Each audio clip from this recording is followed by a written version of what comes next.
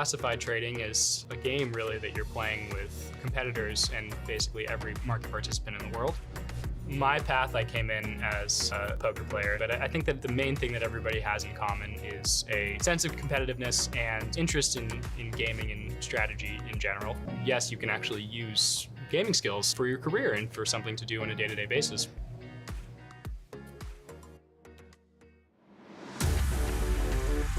If Height does not win this is such a missed opportunity. Yeah. Oh, but he could even lose this. 98! No, that's too much. David, I don't know what to say. I need a moment to recover from that. This couldn't be right. Oh, Whoa, Queen H1. I'm out. I'm gonna see y'all tomorrow. What a great move. And then Rook takes G3 back. And the Queen's trapped. That is one of the most amazing Queen traps I've seen. Oh, Wait, B5. Oh my gosh. He's losing a piece. And look at him. He looks away. He can't believe it. Oh my God. Nihal trying to give checks, but actually now the pawn is moving forward. The pawn cannot be stopped. Bishop D6. Oh, you win the time! He loses on time.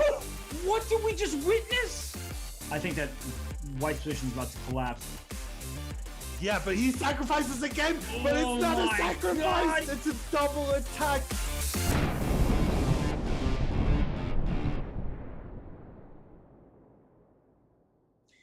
It's been a minute, but the Junior Speed Chess Championship presented by SIG is back, and this is the last match of the event. I'm Grandmaster Robert Hess, alongside me, as always, my good friend, my partner, Grandmaster Daniel Naroditsky.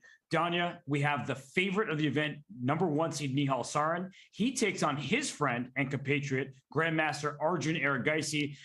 Danya, this is a mouth-watering matchup. And we have been very patient. We have waited for this match, and it is all the sweeter that it's happening. You could not ask for a better JSCC final. That's what I said when we were going on our break, and I really mean it. I think we're in for a barn burner of barn burners. It is hard to follow the example, the incredible example set by some of the earlier JSCC matches, including ones played by both of these players. But I think that these players are up to the task of doing that. They are the deserving finalists. And for Nihal Sarin, it's 3 years in a row where he's made his way through to the final. He would like to have a third straight entrance into the Speed Chess Championship. And as we look at the bracket, look at those semifinal results. In particular, Nihal Sarin took down a Wonder Liang. He's no slouch. He just tied for first at the Chicago Open. 22.5 to 7.5. Are you kidding me? I mean, that was a ridiculous match. Just chew on that number for a second and think about who a Wonder is. One of the top Blitz players, one of the top Bullet players. And that's just Nihal Sarin at his best.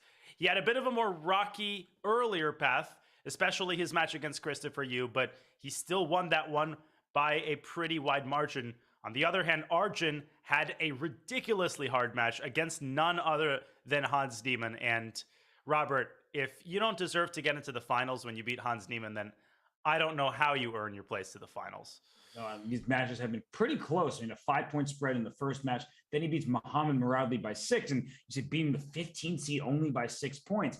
Look at Mohamed Muradli upset in the first round. He beat none other than Raunik Sadwani, who is one of the pre-tournament favorites, along with Nihal and Arjun Erigaisi. So Arjun, he's had a tough path to the final. He is here. And now he faces Nihal Sarin, who, if we're just being honest, he is the favorite. Every time we see the JSCC and Nihal Sarin's name, you have to expect that he is going to be, if not the #1 favorite, at least one of the top few. Yeah, and the interesting thing that you point out as we look at the insights here, the level of experience in Blitz is absolutely unbelievable. 17,000 total games. You're reading that number correctly. The average accuracy is identical. The wins by flag is identical. The losses by flag, almost identical. So in so many ways, these two players are very similar. And I think you pointed out, Robert, that Arjun recently passed Nihal in the FIDE rating list. But that experience level, not just in the JSCC, but also in Blitz and Bullet in general, that is what makes Nihal such an incredibly dangerous opponent. And Arjun Erigaisi, he is now in the top 50 players in the world, nearing 2690, 2700 territory. Nihal Sarin has struggled a bit over the board. His classical rating not improving at the rate as we saw him skyrocket. He's still only 17 years old. Hopefully he can get over that hump and reach the heights that Arjun has now reached. But in this matchup, the Smart Chess stats brought to us by chessgoals.com, they say that Nihal Sarin is a 75% favorite and that he will win the first category, 5+1, by a 1-point margin. So the longest time control should be Arjun's best time control according to the predictions. Do you agree with that, Danya? Well, for once, I do agree that, if Arjun wants to make a serious bid at winning this match, he has to have a huge 90 minutes of 5+1. He's going to have to get out to a 3 or 4 point lead after the 5+1. I think if it's tied going into the bullet, then Arjun's chances are going to be very, very slim. Now, he's an amazing bullet player. Don't get me wrong, but we're talking about Nihal Sarin here. We're talking about practice. We're talking about practice. We're not talking about the game. We're talking about practice. But we are talking about Nihal Sarin, and that is somebody who has played in the last 2 Speed Chess Championships, and not just played, but won matches against Alexander Grishuk and Richard Rapport. So he has beaten the top players in the world by FIDE classical rating. Of course, Alexander Grishuk, we know he's a 3-time World Blitz champion and a great bullet player to boot. So Nihal Sarin, he has great experience in the JSCC, winning twice, going for the turkey this year, and he has won in the SCC main event. So obviously he's a beast, but Arjun Erigaisi is not to be taken lightly. And another thing that Nihal does so well is when he senses that he's starting to pull away, when he senses a 2 or 3 point lead, he kicks it into higher gear. Like, he often likes to start matches by playing quieter openings and playing a little bit more solidly. But the moment he smells any kind of weakness, he pounces. So for Arjun, first 2 or 3 games are absolutely vital, and opening preparation is going to be the secret sauce here, of course. Yes, as it always is. We have on screen a completed game that was from our previous match in the I'm Now Jim Speed Chess Championship that just concluded. We are waiting for game 1, and here it is. Nihal Sarin gets the white pieces. Look at that rating, a whopping 31-29, and dare I say he might even be a little bit underrated.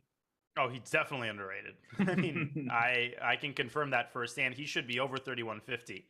And if he plays well, he might be. But Arjun, I think, is also underrated and should be over 3000. So both of these players are absolute beasts. And an English double fianchetto in game 1. And A5 played by Arjun there, because when somebody fianchettos, we talk about this very regularly, you can push those rook pawns, trying to gain space, trying to pry open the position, and knight follows the pawn to A6, and B4 is out of the question for white, at least for the time being. But if that knight ever goes to C5, then white can push that pawn forward. Well, white could have pushed that pawn, though, right? Because the knight couldn't have taken on B4. That's true. The rook was pinned on A8, but Nihal somehow refrains from that move. I'm actually quite surprised. I thought he played A3 in order to play B4. And maybe he's just deciding not to create any pawn tension just yet. He's going to put the onus on his opponent. And yeah, I feel like now's the time, once that knight just jumped to C5. B4 and then B5, and then you kind of get everything you asked for. I don't know if I would have rushed with knight C5, to be honest, if I were Arjun. I kind of like that arrangement of the knight sitting on A6. But something is giving Nihal pause about the move B4, and I really don't know what it is. He probably just doesn't want to open the A file, especially because he just moved his rook to C1, and maybe he's a little nervous about the consequences. And after a swap on B4, the knight can walk back to E6. And I guess, Danya, there's some positions where after B4, black can play the move Queen B6 after trading pawns on B4. So that bishop being loose on B2 is just giving Nihal a bit of pause. Yeah, but I'd push back on that a little bit, right? B4, AB, AB. You can't really go Queen B6 there. You have to move your knight. I quickly go B5, and then I can contest the A file by playing Rook A1. And let me pose this another way. If you don't go B4, what other kinds of healthy improving moves can you make? And there's the answer, knight D to E4, and he takes back with the pawn. So another transformation of the pawn structure, and Nihal is looking at that D6 pawn. Was A4 the move there? Why was that Eva bar so high there? Oh, Queen B6? You kind of called it. Yeah. The pawn on B3 would have been lost. Wow. You can win D6, good for you, but that queen might even just get trapped soon on D6. Even queen takes B3, counterattacking the bishop, and everything collapses here. Yeah, wow, it's a missed opportunity there from Arjun playing bishop e6 first. A very natural move, a developing move. But that's one of these situations where, for both players, it's early, of course, in this match, game one, but you have to make the most of your chance and punish Nihal when he makes such an inaccuracy as we just saw. And he's going to make so few of them that, as you're saying, you have to exploit essentially every single one of these concrete chances that you're going to get. And Right. now rook b1, and there are no more chances because that rook is going to defend the pawn after the bishop steps away. Although a4 is still very tempting from Black's perspective, because if White pushes through with b4, you hop your knight right into b3, and that c4 pawn is going to be loose in that game. It can be defended, but it's just going to be something to worry about. So a4 is just a move that gets White out of sorts. You don't have a pawn chain. Your pawn c4 becomes a bit of a target, but maybe Arjun sees that there's some reply from Nihal, and that's why he's not going for it. Yeah, a4, well, I think b4 is essentially forced, knight b3, as you're saying. I like that a lot. And again, what are the alternatives? I guess you can play a calm move like queen c7, but I'm not too impressed with that. Well, he's played queen e7. The eval bar stayed the same, so approximately. So it's still a decent position for Black. Yeah, my eyes are really on a4, but I get why he didn't do it. He probably didn't want his knight stranded on b3 and allowing White to double on the d file against that pawn on d6 at some point. So queen e7, just a patient move. And Nihal is the one who's down a minute on the clock. Yeah, and he took a while on knight d4, and he doesn't have too much to show for it. He goes queen c2, vacating the d1 square for a rook. And of course, b4 is always something that White should consider, but it comes at this point with a very hefty price tag because c4 is weakened, and then the b4 pawn could be attacked with knight c5 to a6. And Arjun starting to expand on the king side.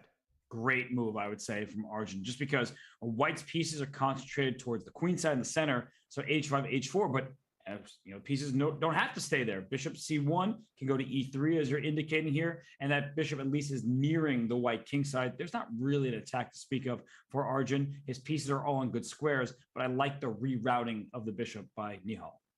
Yeah, and one thing to consider for Arjun here would be bishop f6, and then maybe either bishop g5, which is more positional, or king g7 and rook h8, and he does just that.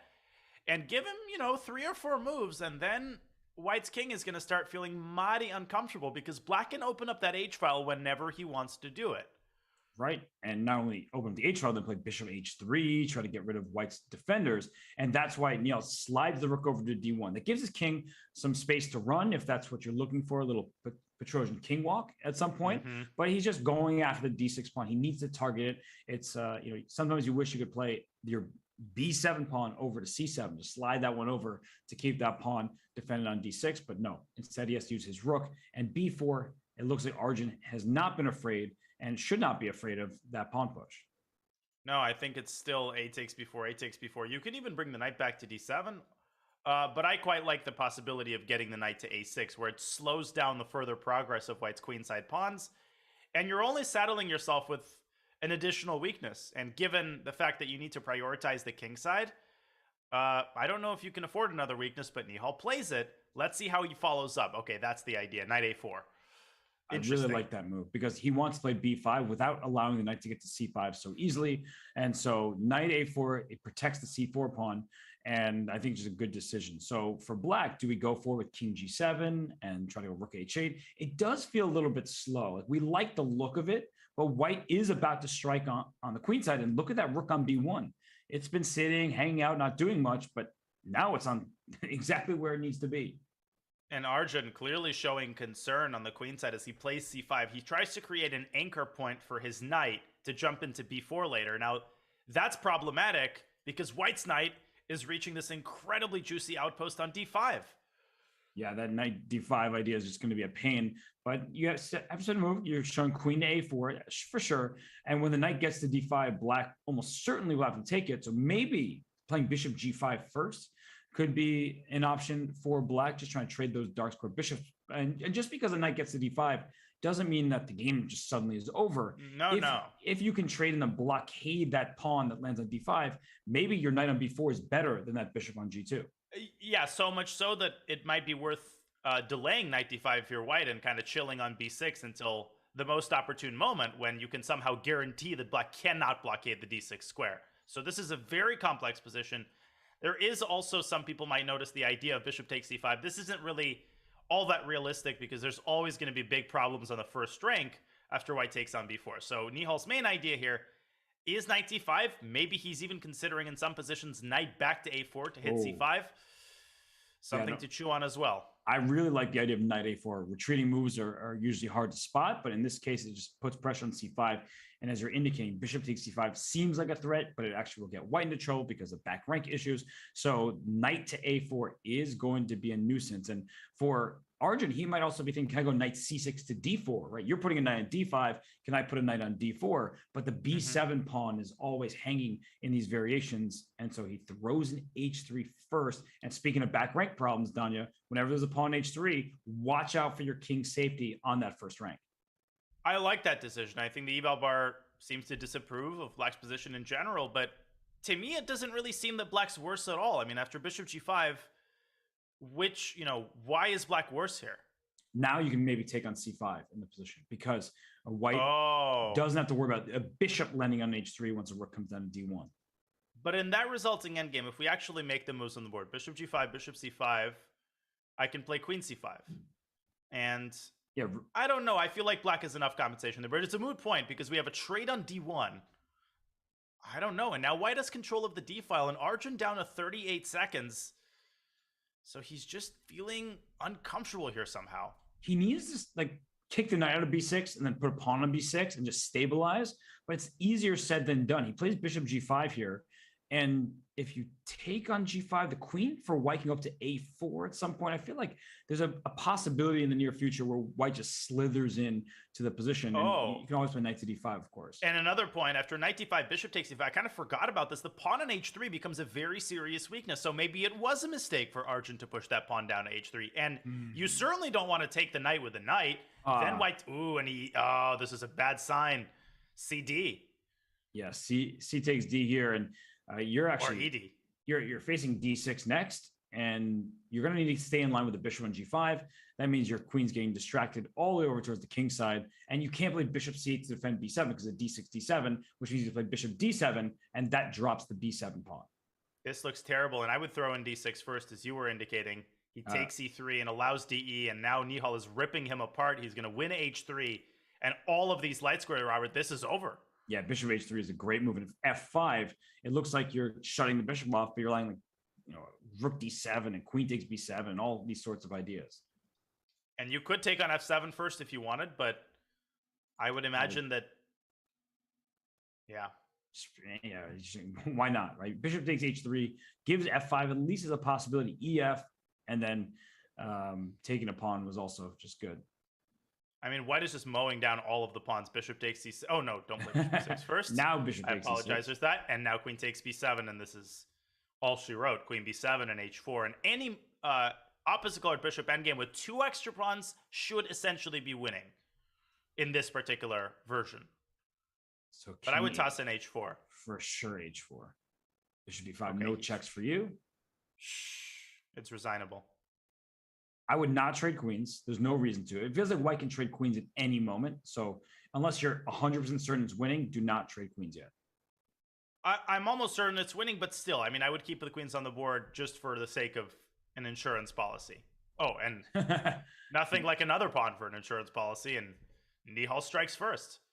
Yeah, that was, I think, just getting the first moves underway, getting it out of your system, because Arjun, he had a good position, and then all of a sudden he collapsed.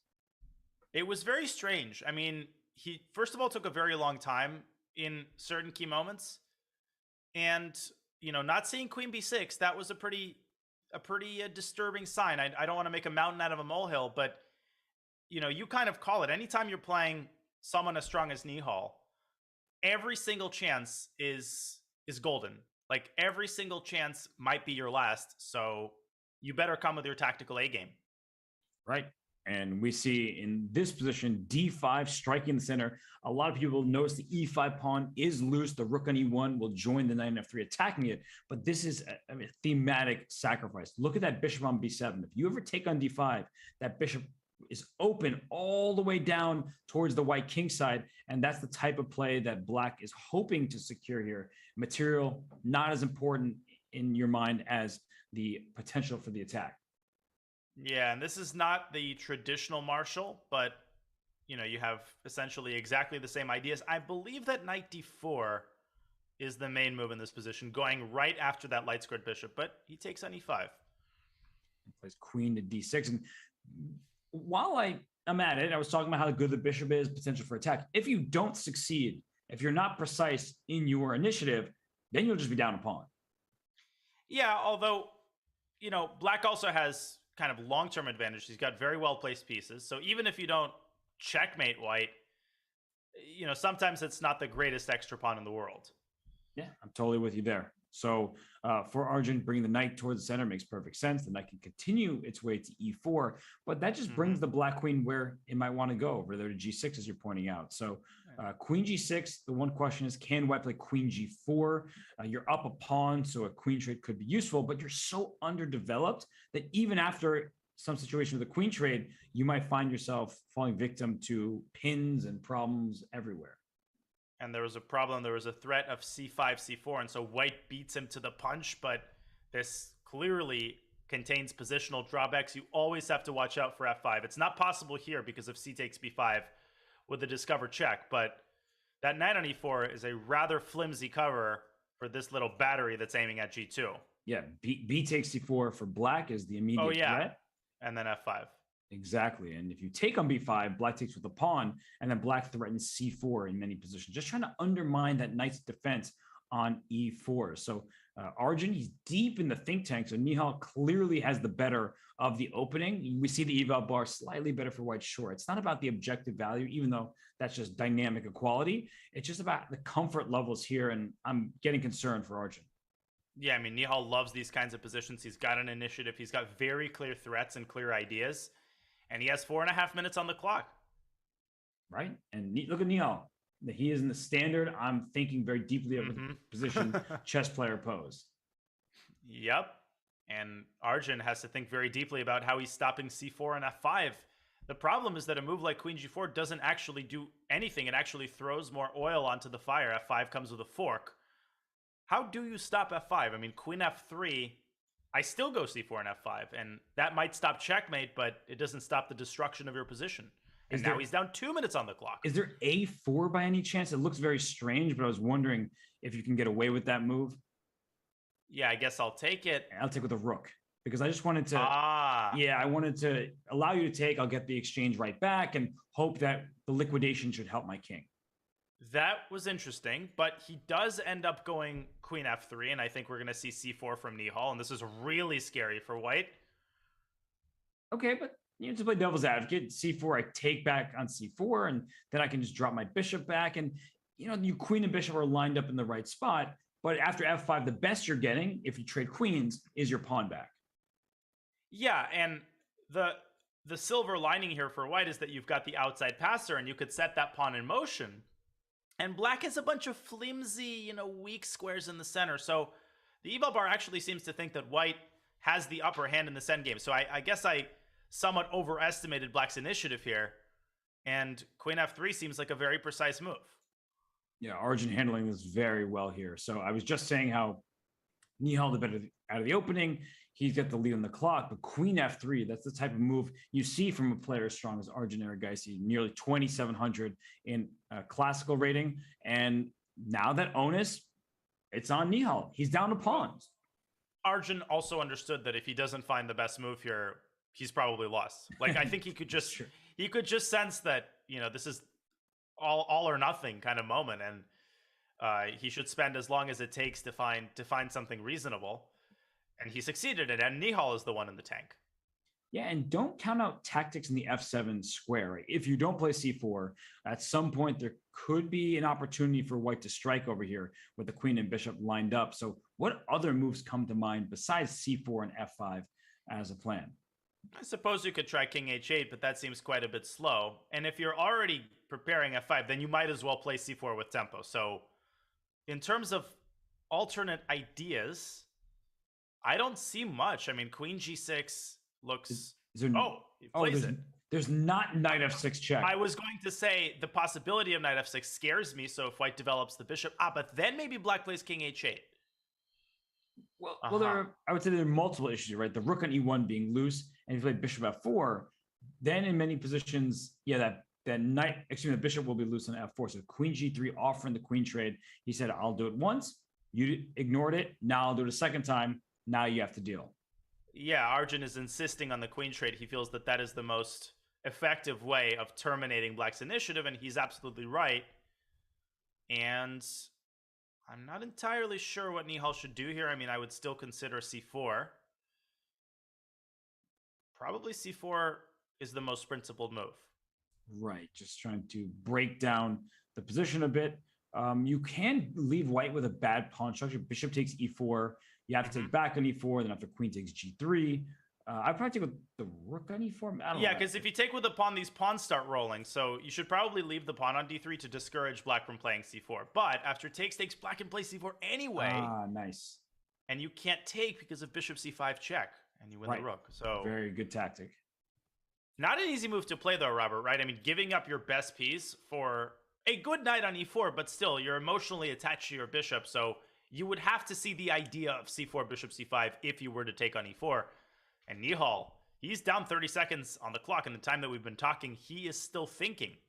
He also looked away, and not in the way when Hikaru Nakamura is like, "Oh, I have a win here." He looked away like, "Uh-oh." What was that sound? Yeah, like I'm starting to worry about my position. It's creaking, and now he's down to 1 minute 10 seconds, so he's way behind on the clock, and Arjun remains a pawn ahead. But Nihal, you know how well he plays in time pressure, so he will not hesitate to get himself down to 10 seconds if he believes that's what he needs to do in order to find the best move. What is the best move? As you're saying, bishop takes e4 feels like counterintuitive to give up your seemingly best minor piece for this knight that is good in the center, but not the best piece you've ever seen. So really tough call right now for Nihal. I think he believes he's much worse than the eval bar indicates. I agree. Otherwise, he just wouldn't have taken that long, and he ends up trading queens straight away. And the eval bar, not a huge fan of that move. And you kind of called it when he sacrificed that pawn. You can see now the downside of this Marshall attack style line, where black is down a pawn with not much to show for it other than 20 seconds. Yes. And so Arjun, he's in the driver's seat right now. Bishop d5. Now he's just offering trades. He's trying to make a draw. That's very clear. He's like, let me liquidate. Let me try to eventually get some compensation. But right now it's a clear pawn. It's way too early to make these kinds of pronouncements, but essentially I think Arjun has to win this game. This would, Nihal saving this position would send a very clear message to Arjun about who has the better form. Right. So Arjun has to try to equalize the match here. And he's trying to figure out, do I play knight e4, giving up b2 to win b5? He first trades rooks, and then he'll play rook b1 takes b5. And look at that with bishop d4, not even taking the pawn that was hanging. No, because rook b1, rook b5 would have given the rook massive activity. Now And f5 is still potentially on deck. Right. f5, knight d6. It's just difficult to make the move, even if it is good. Oh, because rook e2 hit f2 and b2. Right, exactly. Now g6 restricting the knight. Black's got a lot of piece activity, but white's starting to consolidate. Knight can come back to e2 to kick away the bishop. There's just no shot with 8 seconds left, right? I know how good Nihal is, but 8 seconds. Now no. Rook c1. And it's not one of those positions where if you find like 5 or 6 precise moves, it's a dead draw. You're just down a pawn permanently. Right. And you're about to be potentially down 2. Okay, bishop e7, just keeping the status quo. I like that. That was a good move. Rook a8's coming. Yep, so Arjun has to do something about that. Might he want to play d4? I guess not. Oh, rook c2, good defense. And then d4. Right, and the b4 pawn is a long-term weakness that white could start surrounding. Okay. You can also just bring your king up in the center. You absolutely should. You absolutely should. Yeah, b3 was an important move from Arjun because he keeps the a2 pawn safe. Mm-hmm. But if knight c6, there might be a knight c3 here, and that actually could lose for white. Oh my god, and then bishop takes c3 and your knight is cut off. Or just rook takes c6 is a pin. But king d3, there might be rook d6, which is a little bit unpleasant. Yeah, or maybe more than a little bit. There is rook c4 there, but yes, knight b5 looks more precise. Now knight c7. Oh, Nihal's gonna flag.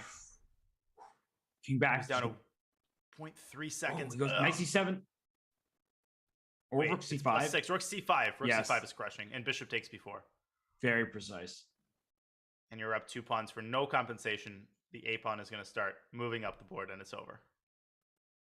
Bishop Yeah, c3. and Arjun. Oh, Rook d5.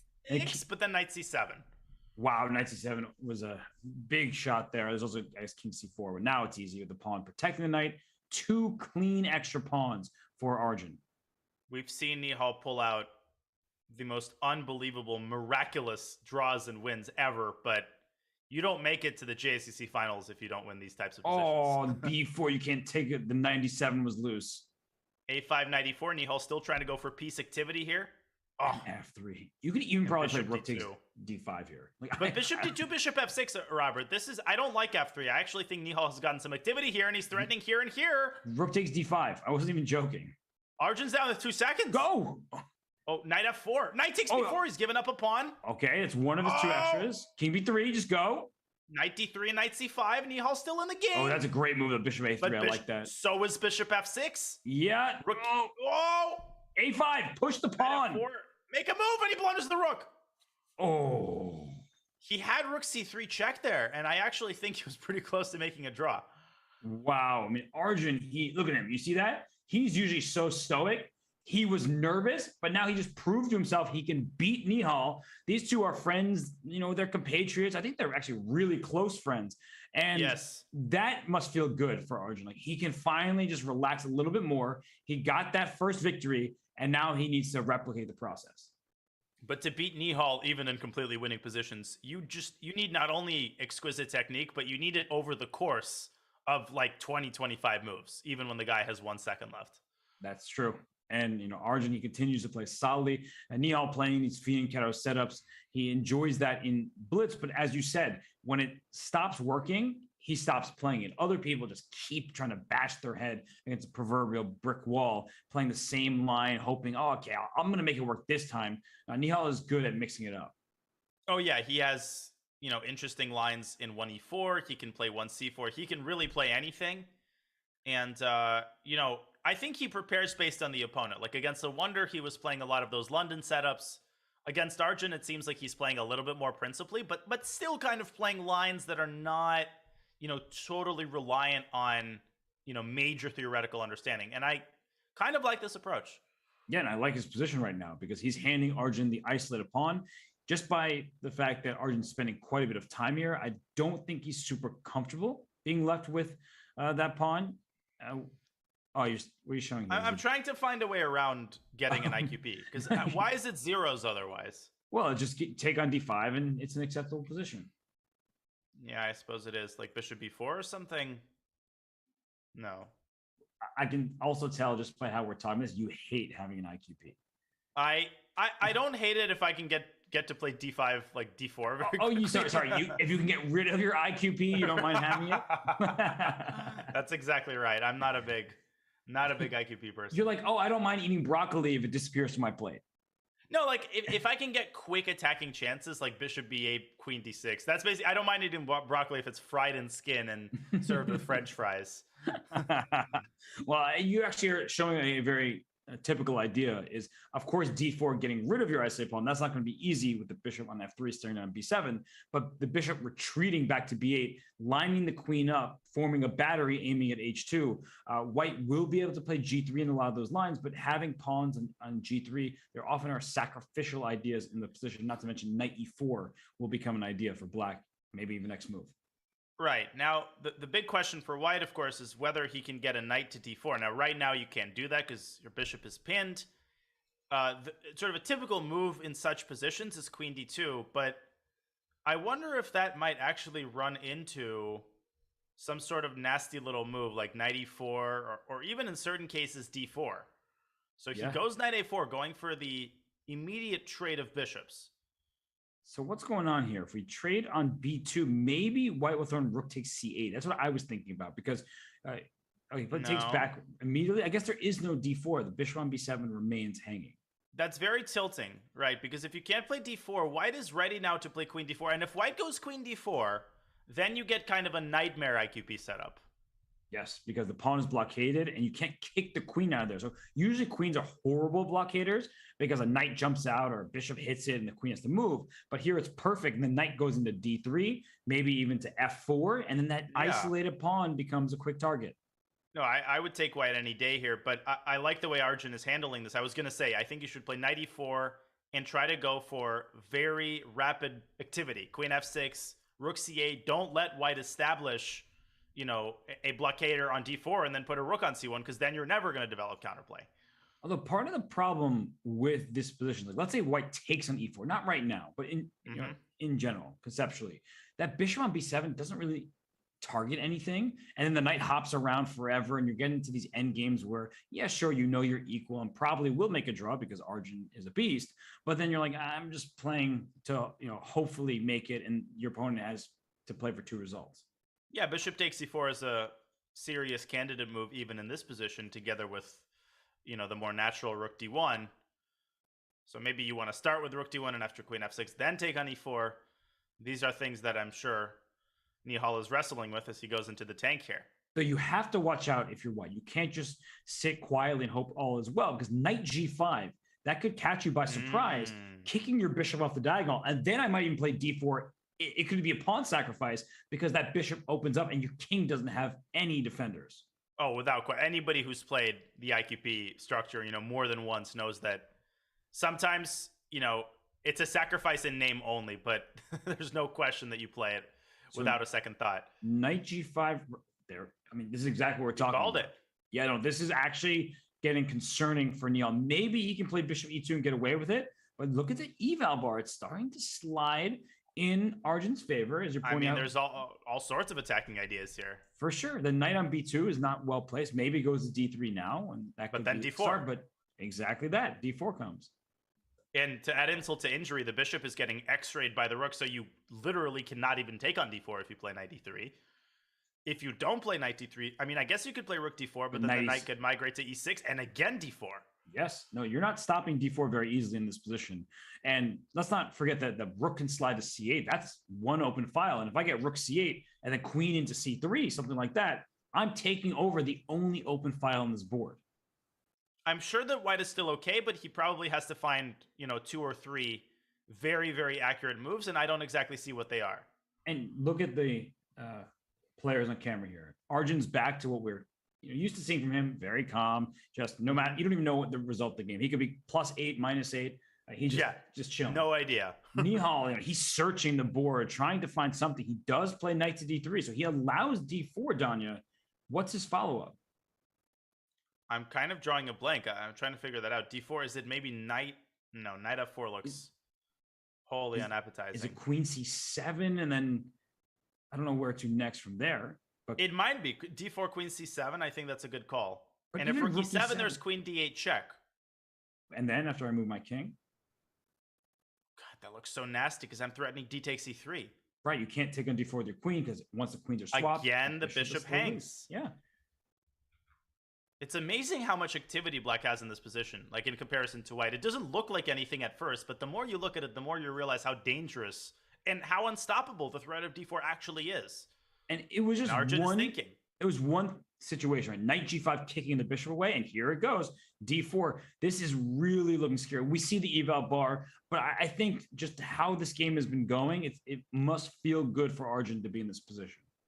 Well, I think we're going to see the position after rook e7, queen d8, king h7. And the question there is whether Nihal can find some sort of way to coordinate his pieces in time. Maybe moving the knight and then giving a check on d3 makes sense? I guess, but there's always a catch on e3. It just feels like you're playing loosey-goosey there. Arjun is considering alternatives to rook e7. Probably they include moving the bishop back to keep the 8th rank protected. Okay, he goes to e4. Oh, because pawn takes d4, there's bishop takes g2 ideas. Oof. Oof. And okay. I'm thinking about queen f4. That's how nervous I am for white's king. The queen f4, just trying to trade off some pieces. It might be the lesser evil. And if queen f4, I go queen g6. I guess I have to. I guess you drop g3. your back. Yeah, drop your queen back to g3. But that still you could doesn't. Also go knight f4.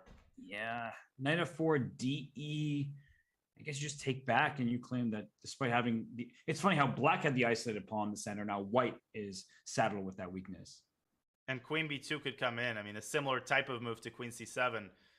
He goes for your move, queen f4. Okay, and just queen g6 looks very logical. Yeah, I wouldn't trade queens. I think if you trade queens, Nihal holds a draw there. Okay. To D for sure. Definitely, yeah, throw it in. And you have to take with the pawn, I'd imagine. Oh, yeah. Let's not even talk about queen takes e3. Just bishop c6 probably is sufficient there. Yeah, we don't talk about that line. And okay, f takes e3, I go bishop f5 to set up knight takes h3 check. Oh, you devil. Thank you. No, that is a huge compliment for sure. I But know. after bishop f5, there's knight f4, and he's going knight h3 check. I go queen takes h3. Oh, that's worth showing. Let me display this real fast. Bishop f5, knight f4, and you think, oh, I'm winning the queen. Knight takes h3 check. No, you're not. Desperado sack. And at the end of the day, when the smoke clears, white is going to be up a piece. So that's out of the question. And a big moment here is Arjun now drops to a minute on the clock himself. Right. And Nihal's rubbing his eyes. He's like, nah, I don't like what I'm seeing here. If I rub them, I'll get a new picture. But no, he has an isolated pawn on e3. And look at him. He's hands on head, fully concentrated, and he needs to play knight f4 right now. Yeah, that's a critical move. I suppose you can also move your king to the side, king h2, but that just seems a lot less effective. Knight f4 does come with tempo, and he's down to 20 seconds. And black, would love to get a knight to e4 heading over to c3. So here, knight e4 is kind of a threat anyway. Maybe we could see some kind of repetition. Nope, bishop c4 played. Okay. So for the time being, white has everything defended. Right. It's not like white's position is actively collapsing. And in fact, there's threats. Knight h5, rook f1. Black can't fall asleep here either. Knight h5 right now looks pretty interesting. Or rook f1. Yes, some combination. Goes knight d5.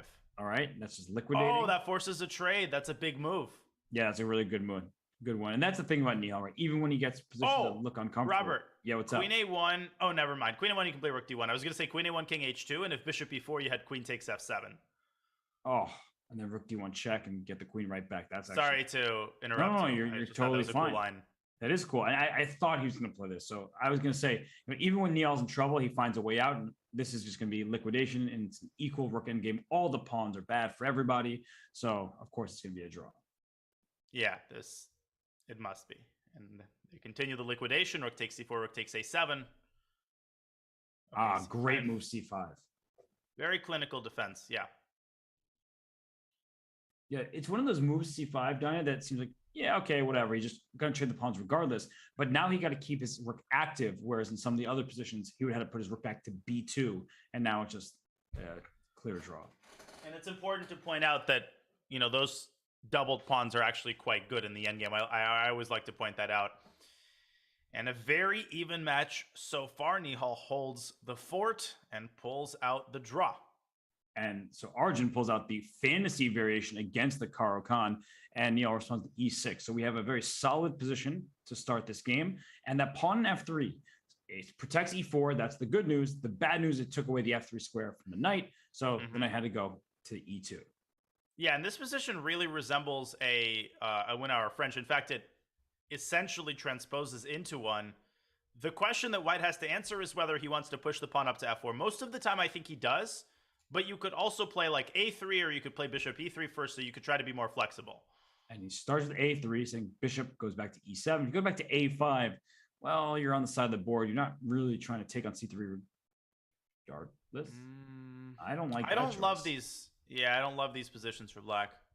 I mean, it feels like white center is completely defended.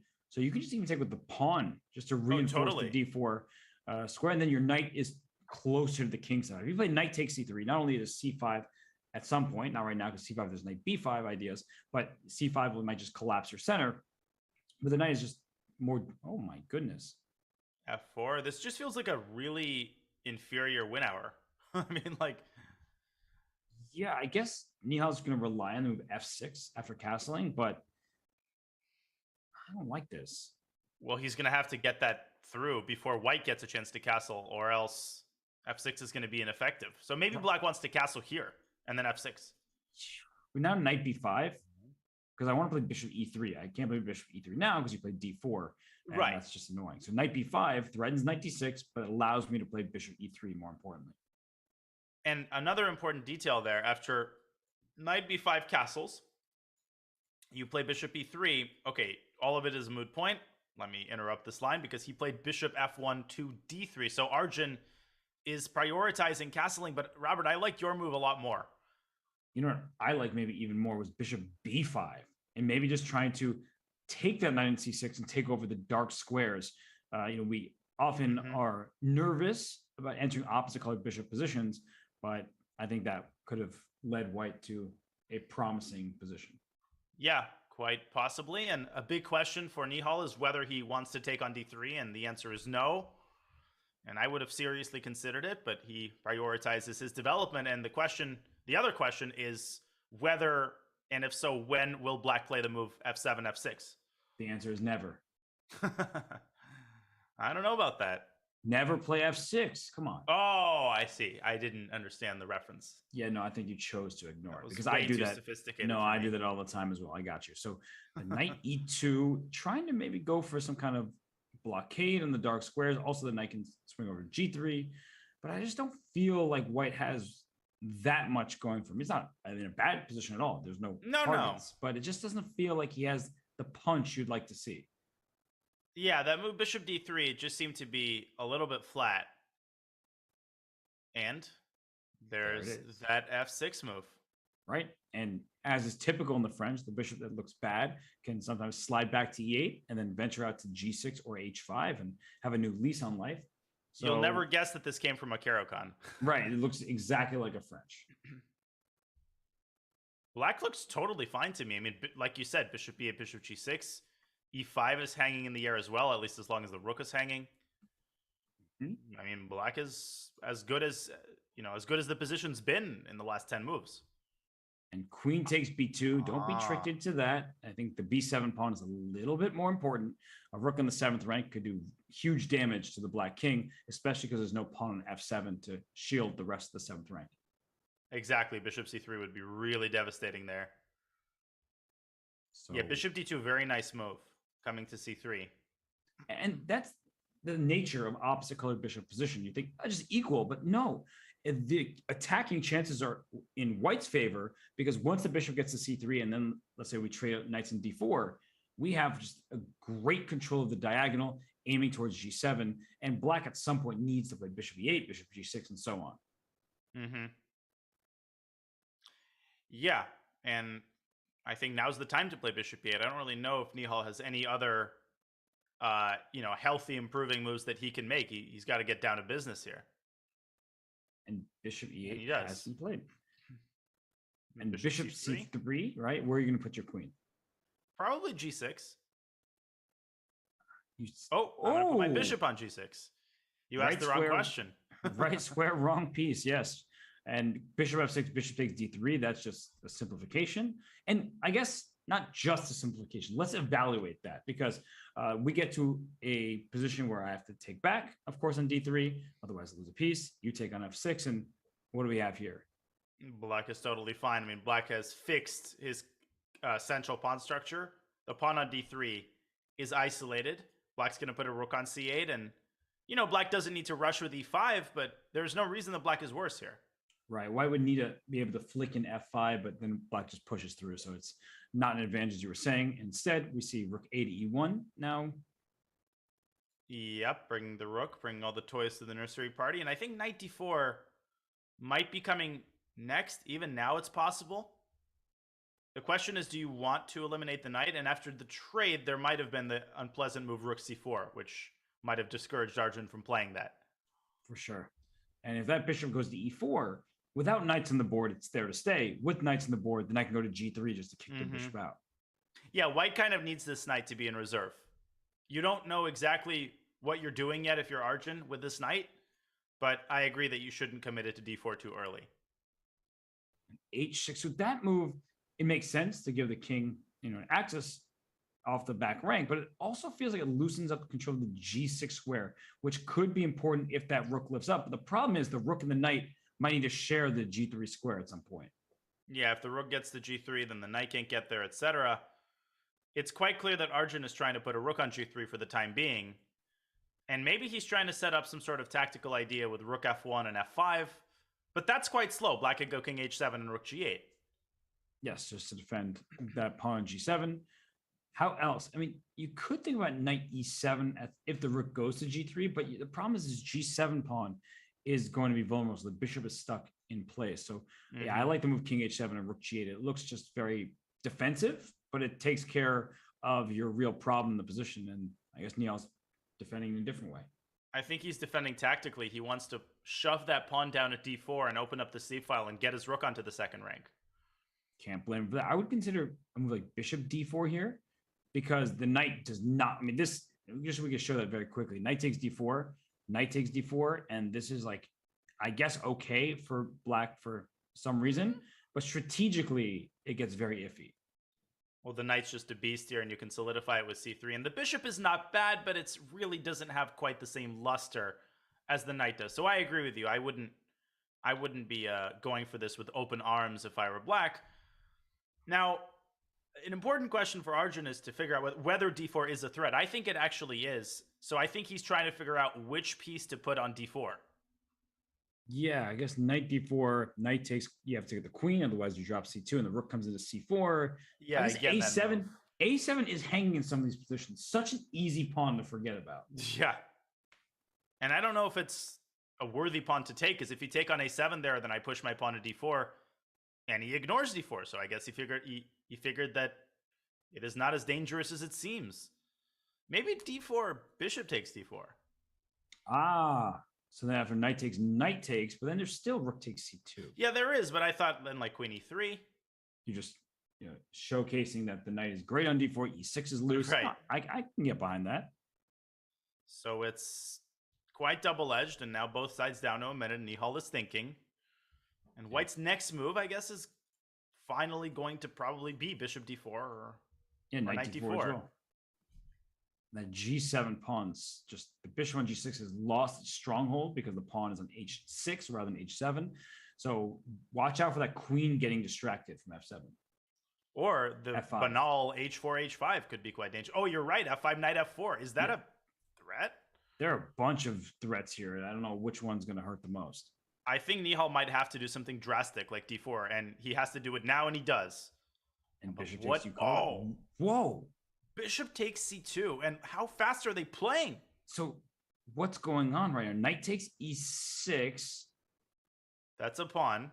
Is possible, and you just go up a pawn there. But then rook e8. Rook g7. Ah, I'm losing a piece, huh? No, Knight rook takes e8 maybe. No, rook takes e3. We were thinking of the same thing. Yeah, we're trying so hard to make the tactics work, but let's not make fetch happen when it's not there. What about knight f5 simply, and queen takes a7? I mean, An a7 pawn. That pawn that you mentioned, the only reason I saw that pawn is because you pointed it out. Will Arjun see it? He literally can take a free pawn. And he's not seeing it, and now he does. He grabs it. No, I forgot about it after mentioning it. So good that he sees. And the rook on g3 is perfectly placed because black doesn't have a checkmating attack, and that rook on g3 protects g2 while attacking g7. So a move like queen b6 threatens h6 while protecting b2. What a game. I mean, very, very high level chess here. King h7 is likely in one of these positions, but Nihal is not hurrying with it, and now his rook is hanging. Rook e7, watch out for that move. Oh, rook cc2, there's rook e7, you're right. And you might have to drop back to d7, and that's very undesirable. You're just down a pawn then, right? It's like a simple extra pawn for white. Just start trying to push those pawns to a4. Slowly play this game. 4 seconds. Got to move, 3 Nihal. seconds. Rook d6 Rook cuts D6. the queen's access to e7. But now the queen aims at g7, and now finally he moves the king out of the g file. And will Arjun do the same? He does. 16 seconds for him. Rook e5 is a move I like. And eventually you can start pushing slowly but surely your pawns on the queen side, just to start threatening the prospect of creating a passed pawn. Right, queen c2 here. Does that induce g6? I believe it does, because rook f4, there's rook takes f4. Right. But now it's a threat. Now rook Yes. takes f4 is a threat. You got to move your rook off of e5 or defend it. Rook e6, is he actually making inroads with that move? Not really. I don't know. It's hard to Queen say. E5. Queen e5, rook d5. Ah, Though. you get away with that. Rook d5. Oh, he goes queen h5 now. Rook e8? Oh my gosh. Oh, that's a pin. Oh my god, he doesn't see a And he lost in time. Flagged. What was the move? I don't know, but Oh, was nobody it- knew. Was it rook takes h? No. Was it rook e7? Rook d6. Oh my gosh, we have It to was show rook that d6. that game is aborted because they are halfway through the Oh 5+1. my The god, player's gonna I break. can pull it up real fast Okay, before but we go on rook break. d6.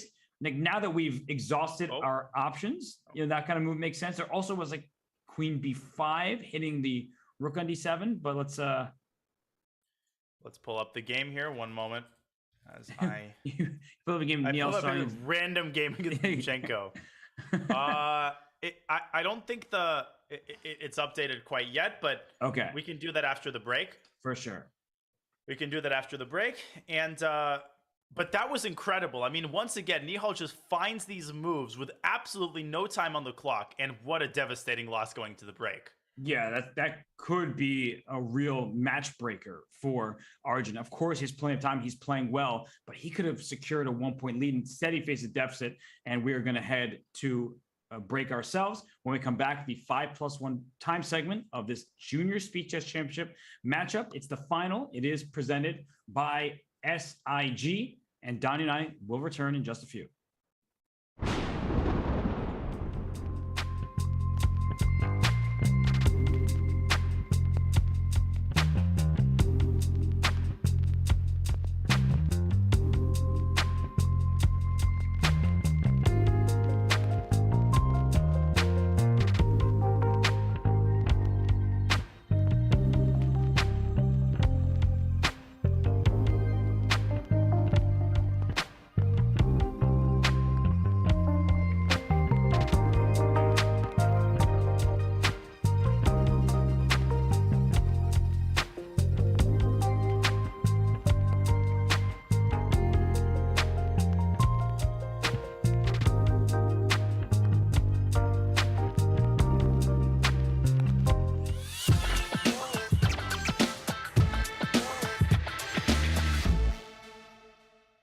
Doing everything he can here. Queen takes c6. Oh my god, this is not over. Knight e4, but the queen d8 check. No, f8. No, a4, Luft. Oh my god, rook f7 is coming. Rook f8. Oh d5. my White is goodness. winning. White is winning. Oh, queen. Die, you're missing. Oh, he's got a look on time. Queen f1. Oh my god. God, black is now flying again. No way. Oh my god, it's still a game. Somehow c4. Here come the other pawns. Oh my god, I can't watch this I've anymore. never seen Gaia. anything like this in my life. Queen e6 Oh, check. Queen And e6 black check. is It's gonna over. win. H2. It's that's over. it. It's over. Oh my goodness. Oh, I think Gaia, we need a breather after this.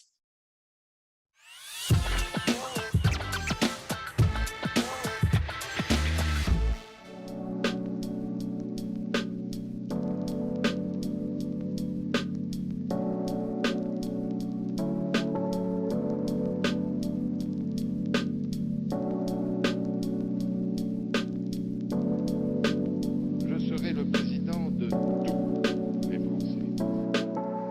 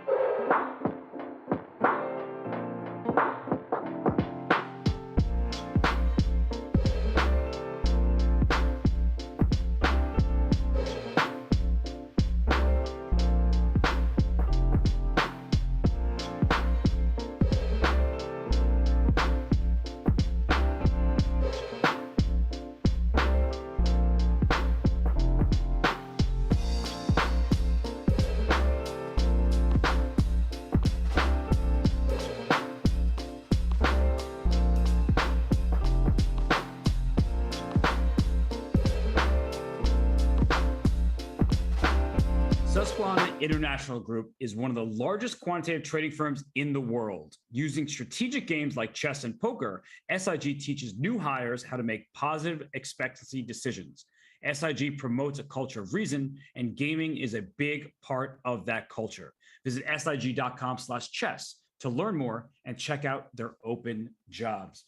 Well, Danya, here in the Junior Speed Chess Championship presented by SIG, we have an epic finale. We have Nihal Sarin with a 2.5, 1.5 lead over Arjun Erigaisi. And it shouldn't have been that way. Based on that last game, Arjun snagged a pawn, was in the lead, and somehow one of the speediest players in the site loses on time.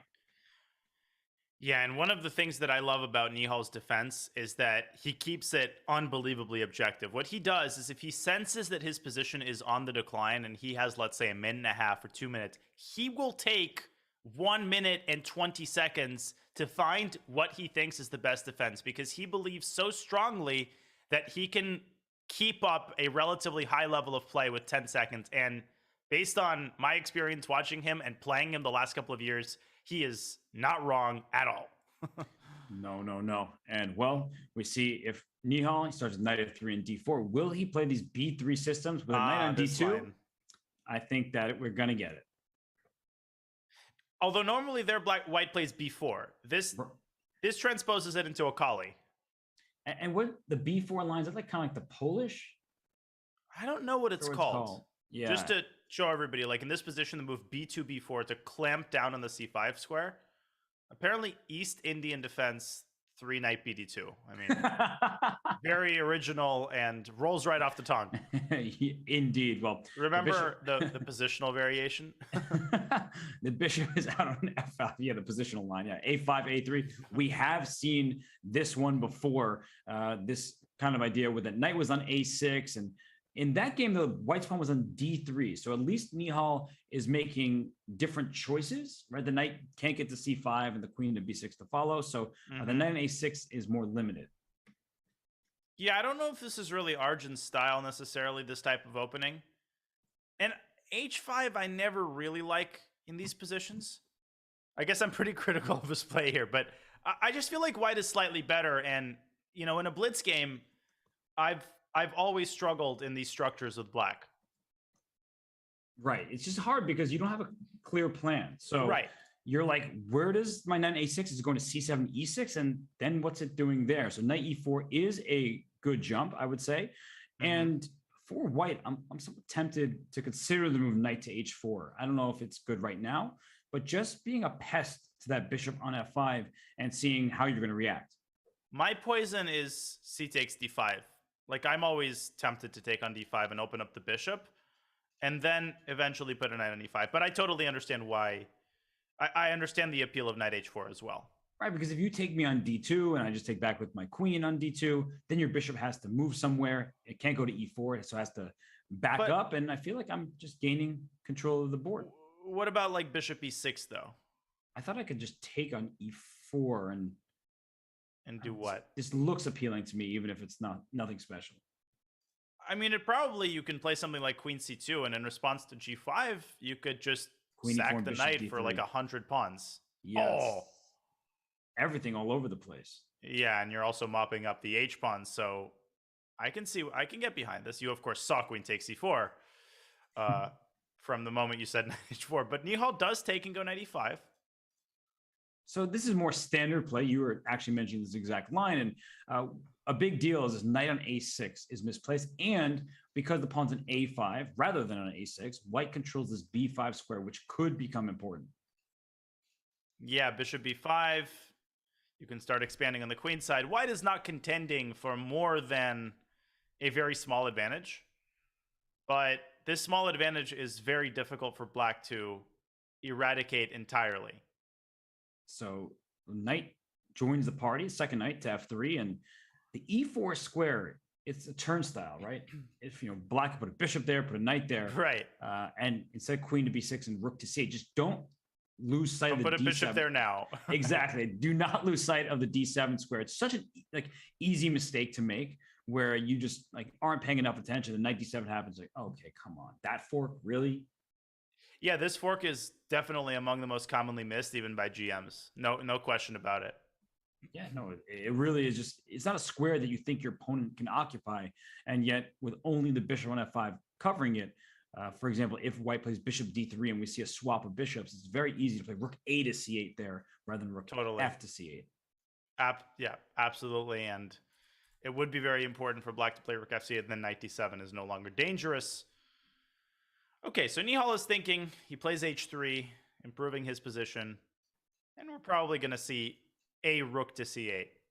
Not necessarily the a rook, but a rook. You said that, I was like, okay, a rook, we just were talking about that, and right. It happens.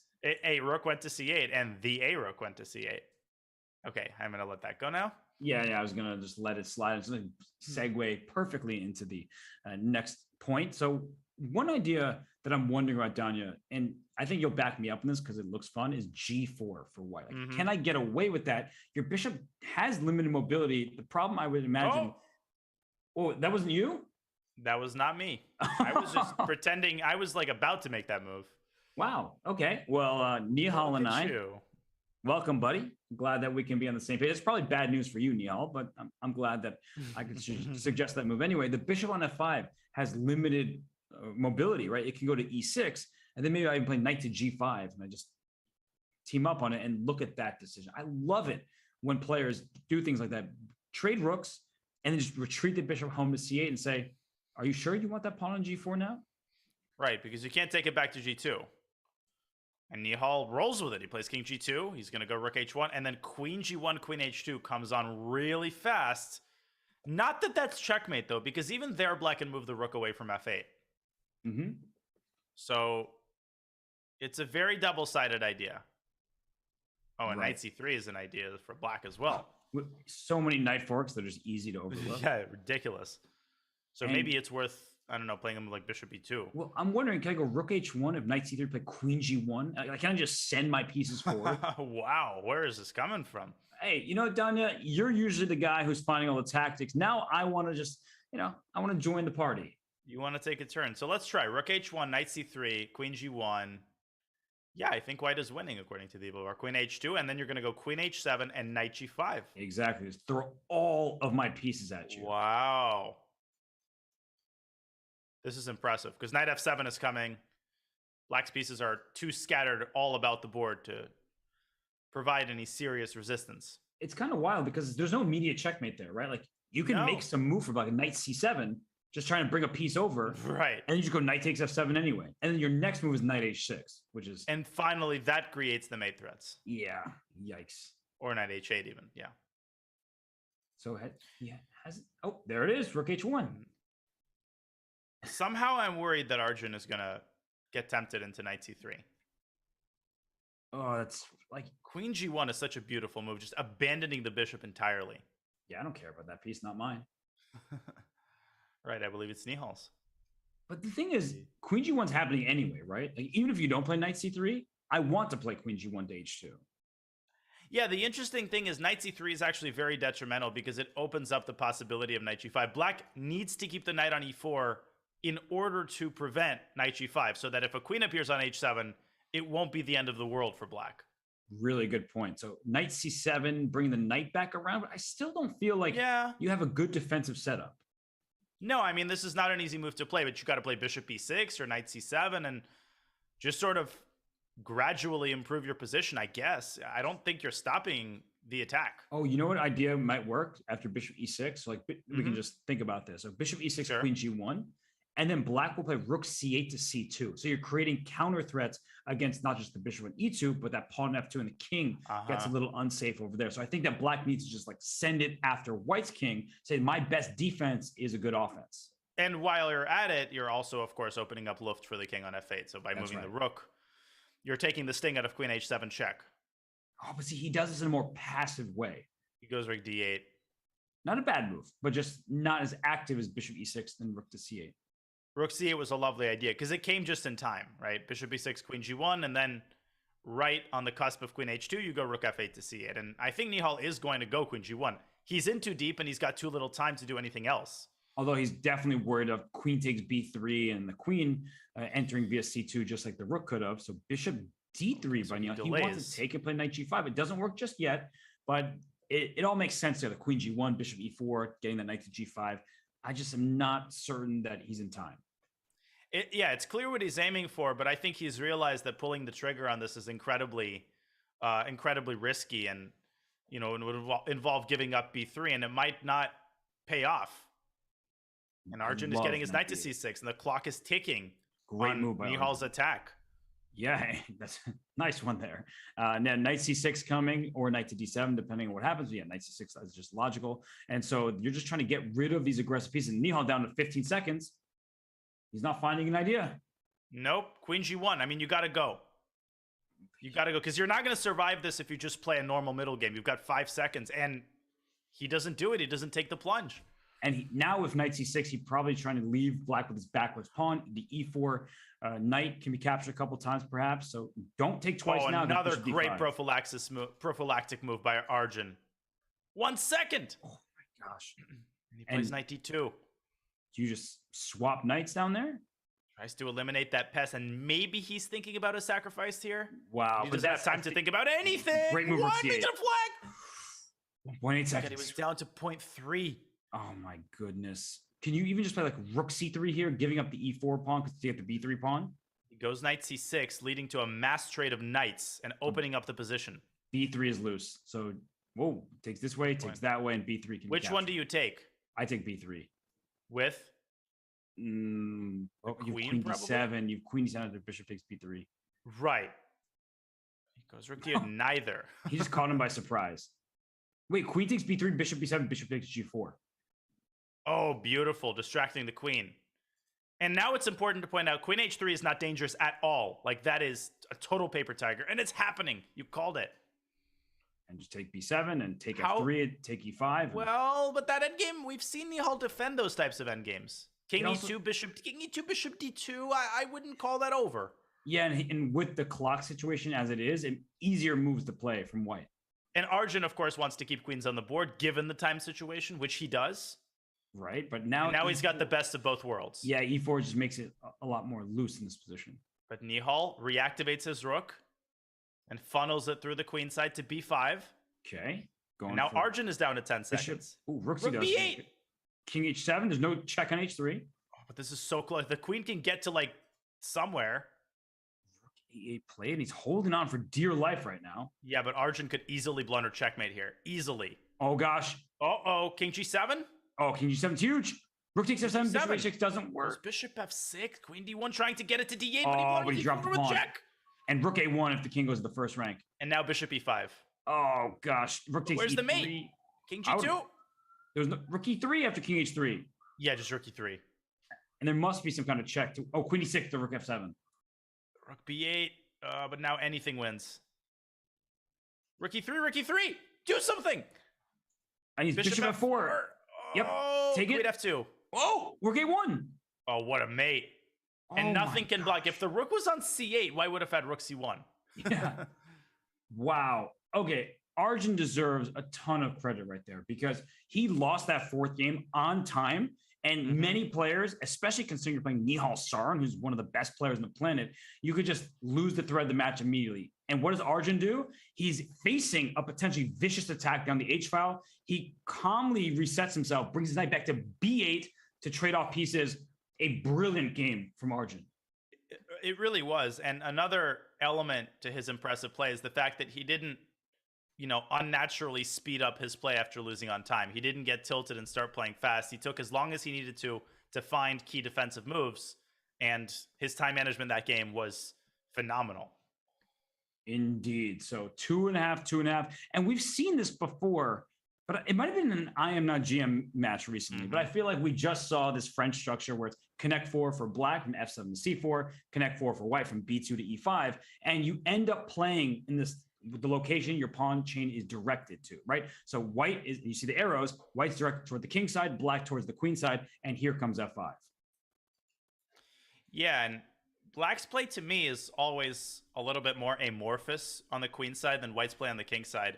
The catch to that is that if white plays F5 prematurely, black could actually try to open up the king side with a move like F6, because let's not forget, white's king is also contained on the king side, so you don't want to be too cavalier about opening stuff up. Right, and in the bathtub face-off here in this pawn structure from E5 over to H5 and E6 to H6, what is good news for black, as you're pointing out, the white king is on that side of the board. So rook G8 followed by G6 is another idea. You typically don't want to give yourself an isolated pawn, but if you're opening up your rooks, barreling down towards the white king, it's certainly a viable option. Yeah, totally. And bishop H3 preparing F5. Not hiding his intentions with this move at all, and maybe also opening up the G2 square for the knight. I've kind of seen this idea before, and instantly taking on G6.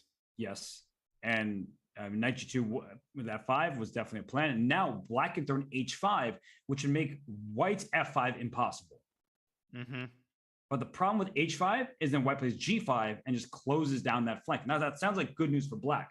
When that's the side you need to be worried about, you want that side closed, but as you just showed, the knight can come to H4, and F5 isn't entirely out of the question. That's, I think, one of my favorite ideas in chess. You and I analyzed that Ivanchuk win over Kasparov together recently, where that square looked completely covered, but you know, if that white pawn, you know, weren't even on G4, but you still play F5 to clear the square for the knight to go to F4. Those are really cool ideas. Yeah, in that game, I think it was C4, C5. That's right. But it was the same exact concept where the C5 was the most, you know, striking at the most well-defended square is indeed a beautiful concept. So Arjun continues to reshuffle on the king side, and he continues to prepare F5. Nihal hasn't really made any queenside progress. There isn't much that black can do on the queen side. So largely the battle revolves around whether white will be able to achieve F5 under favorable circumstances. That's right. And the good news for black, as you see him, Nihal spending some time, is that he has time both on the clock and on the board, because what is white's plan here? We need to figure out what to attack. Rook B1. Is he really going to play B3? Yeah, sure. You want to open up the side towards your opponent's king, but then you are saddled with this weakness on C3, a backwards pawn that's a target. And so B3 doesn't look like a legit try. Yeah, you want to concentrate all of your forces on the king side, and now he goes knight F3. I think rook B1 was mostly played as an antidote to knight B3 so that it didn't attack the rook on A1. And you want to preserve the dark squared bishop. You might wonder why that is. Well, the bishop overprotects the F4 pawn, and it aims at H6, and you just never know when you might need it, right? Bishops like that are valuable. That's right, for sure. And queen C2 here for white hits G6. Black can just defend it. So the EVA bar is about even. It says 0.2. I don't really care what the specific number is. Now it says 0.1. But Danya, what are the plans for both sides? F5 is clearly white's idea. Like if you can strike through F5, it might even be worth a pawn sacrifice. Because sure, black will end up with an isolated pawn there, but that E5 pawn becomes a protected pass pawn that maybe you can even push up to E6.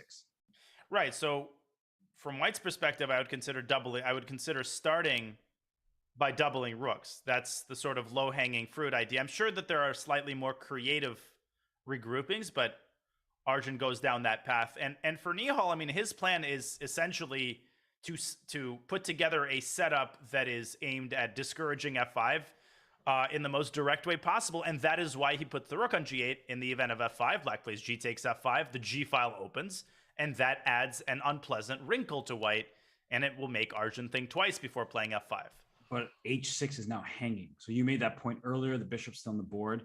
Could mean that F5 will give the F pawn for the H pawn. That could be good news. And what black needs eventually is knight A4, pawns B5, A5, pawn B4, and just throw your forces full steam ahead on the queen side, because you need to have some kind of counterplay if white is able to play that move F5. And you could potentially start that process now, or you could play more prophylactic chess with something like queen c8. So it's a hard balance to strike if you're Nihal. And there's that h5 move, which he'd refrained from playing for a very long time. Why does he feel like he can get away with it now? Probably because the g6 pawn is defended, and he's basically ready to start his own expansion, as you indicated. Yeah, g5 close things down. You don't want that. But if you take on h5 after gh, that rook could even land on g3 and may just win material. That bishop on h3 looking a little trapped over there. Yeah, and bishop e8 could come at a very inconvenient moment. So I'm not sold on g5 entirely, because then I think black gets right to work with knight a4. But I'm also not sold on g takes h5. What should I do here? I think you could just have left it, right? Because hg4 isn't the end of the world. True. G6 would have been a target at the end. So this feels committal, but maybe Arjun says the position is closed on the king side. You'll try to open on the queen side, but I'll be ready for that when the time comes. And I suppose that white's plan is indeed to prepare f4, f5 anyway. I just don't know how you're going to do it. You know what you could also do? Bishop back to f3, that diagonal, Oh, go to like d1. this. I see what you're saying. Right, just go over to c2 and then target the g6 pawn. Right, and then maybe you even put the queen on b1 and then get the bishop around to c2 like this. And look at this, knight a4, knight back to b6. And I wonder if Nihal's thinking, oh, well, I'll just make a draw. I'm just gonna move back and forth. And Arjun's thinking, I'm not making a draw right now. No, trying to Arjun's executing his plan, and there's queen b1, and you can tell exactly what he's going for. He is going for this regrouping. And a big problem for black is the bishop kind of needs to go to e8, but the queen is there, and the queen needs to stay on the diagonal. So you probably have to play queen f7 at some point. Or this. Oh, that's a clever way of stopping Stops it. bishop d1. That was really clever. But now knight g3, there might be a sack on g6. Get me two. We saw Levon Aronian do this against Eric Hansen, right? Give up a piece for two pawns and start pushing them. But as you just showed, and as Nihal played, knight e7 protects g6 and might just go into f5. Well, Nihal keeps getting his pieces to the right squares just in time. White was essentially ready to sack on g6, and that's exactly when Nihal got his knight to e7. As soon as white was threatening to go bishop d1, that's when Nihal put his bishop on a4. So at the time, for the time being, he's got everything in the right place, and he's got everything prevented. But he's basically happy with the draw. Is Arjun going to take any big risks here and sack on g6 or go f5? I think the answer is no. It's too early in the match for that. This position is incredibly locked up. And I'm just trying to come up with any sort of idea for white. I'm not seeing it anymore. I think black has all of his bases covered. And for black, your a5, b5, b4, we talked about this earlier, that does come with some serious risk because it's not like white sit and do nothing. At some point, white can play bishop d1 and then b3, and opening up that side of the board could be very useful if you're throwing all your pawns forward. I mean, and after you go b4, you allow the a file to open up, and white can put a queen on a2 and a rook on a1, and you can get checkmated. Just like white's king can get checkmated if you would have played f5 prematurely. So I think a draw here is very, very likely just by some sort of repetition. And we have 21 and a half minutes remaining on the match clock in this time segment. This game is going to last that entire amount of time. Right. It's entirely that's entirely possible. Right? Like, unless they find a repetition. Yeah, but then you just play b6 at some moment, king b8, and you just like keep this game going. This could be the longest game of all time if they want it to be. Yeah, it's funny that the longest recorded chess game of all time, I think, is only like 249 moves. I'm surprised it's not longer, because you could engineer a scenario like this where you make 49 moves, and then you make a pawn move, and then you make 49 more moves, and Nihal just decided to play on. Oh, he wants to fill the e6 square with his knight. Knights are the best blockading pieces because they peer over this pawn on e5 towards f4 and d4. Now, you actually but that's very, very risky, right? Because white can sack on g6 at some point. That's true, but black can also sack on g5 if you're not careful, right? Like knight e6, bishop takes g5, pawn f4. I understand it's speculative. I'm just throwing out possible ideas in this position. No, you're totally right. And it's clear that Nihal is playing for a win, and he's going to do that by playing b5, king b7, a5, and redirecting as many resources as he can to the queen side, which means leaving the minimum amount of pieces to guard the king side. He's going to have to leave the rook on g8, whether he likes it or not. And I think you play Arjun. 90. Yeah, we're the Yeah. same wavelength. I was gonna say even before rook e1, you could consider e6 in some moments, give away the pawn to clear files for your rooks. Now b3, not out of the question either for Arjun at some point, but bishop a4. He's like continuing Nihal, as you said. It's always at the exact time it's needed. He puts the piece in the square. He's an exceptional player. Yeah, and Nihal wants this to get into a time scramble. He's trying to milk Arjun's clock all the way down to like 10 seconds. And he's kind of pretending that he's okay with the draw. And as soon as Arjun starts repeating, that's when Nihal makes a slightly more committal move, such as b5. I can guarantee you he's going to do that here. He's going to move around for a while, and then at some point, he's finally going to go b5. I want to he's see repeating. I kind of want to see a Petrosian king march from Damn it. white. But Draw. the problem is that the king darted to the queen side, then you play a5, b5, b4, right? So the reason why I wanted white's king over there is so I could do the piece sacrifice that you kept, suggesting as a possibility. But Right. yeah, the white king, it took too long and you'd walk into the fire. Right, you walk into b5, a5. So I thought Nihal was going to go for it, but cooler heads prevailed. He decided that it wasn't worth the risk, and a draw was agreed by repetition. The score is 3-3. Mm-hmm. So knight c6. All right, so we have another fianchetto game. This match even on the scoreboard. And Danya, some matches are even on the scoreboard, but we're kind of like, oh, one side's playing better. This has felt like a pretty back and forth match. Some of the games, slight advantage to one player, then to the other. I think that they deserve the score that they have. Yeah, and I think both players are fine with it. Arjun as the underdog is fine with it, and Nihal would be, I think, fine with a tied match going into the bullet. So both players are playing to the best of their ability. They're playing very high level chess. There aren't a lot of blunders, and they're showing exactly why they and nobody else made their way into the JSCC finals. Right. That's for sure. And so bishop b7 here by Arjun, finally developing his light square bishop. And I'm wondering if Nihal, you give him a chance, he plays c4 to c5. Now, you may think that you're just going to trade pawns in the center, but perhaps he can get an outside pass pawn in the position, an A and B pawn against just an A pawn or maybe just a B pawn. But the point is that as we get closer to pieces getting traded in the endgame, outermost pass pawns are a good thing. Yeah, no, I would totally consider c5 in any such position, such as now. And if you're black, you consider taking on c4. Of course, you don't really like the prospect of white's bishop getting active, but that activity is also not particularly scary. I think you can go knight e4 there, and you should be able to hold without too much difficulty. Right. And so we have exactly that. The knight can come to d6. So one step forward just to go back, and the bishop trade being offered.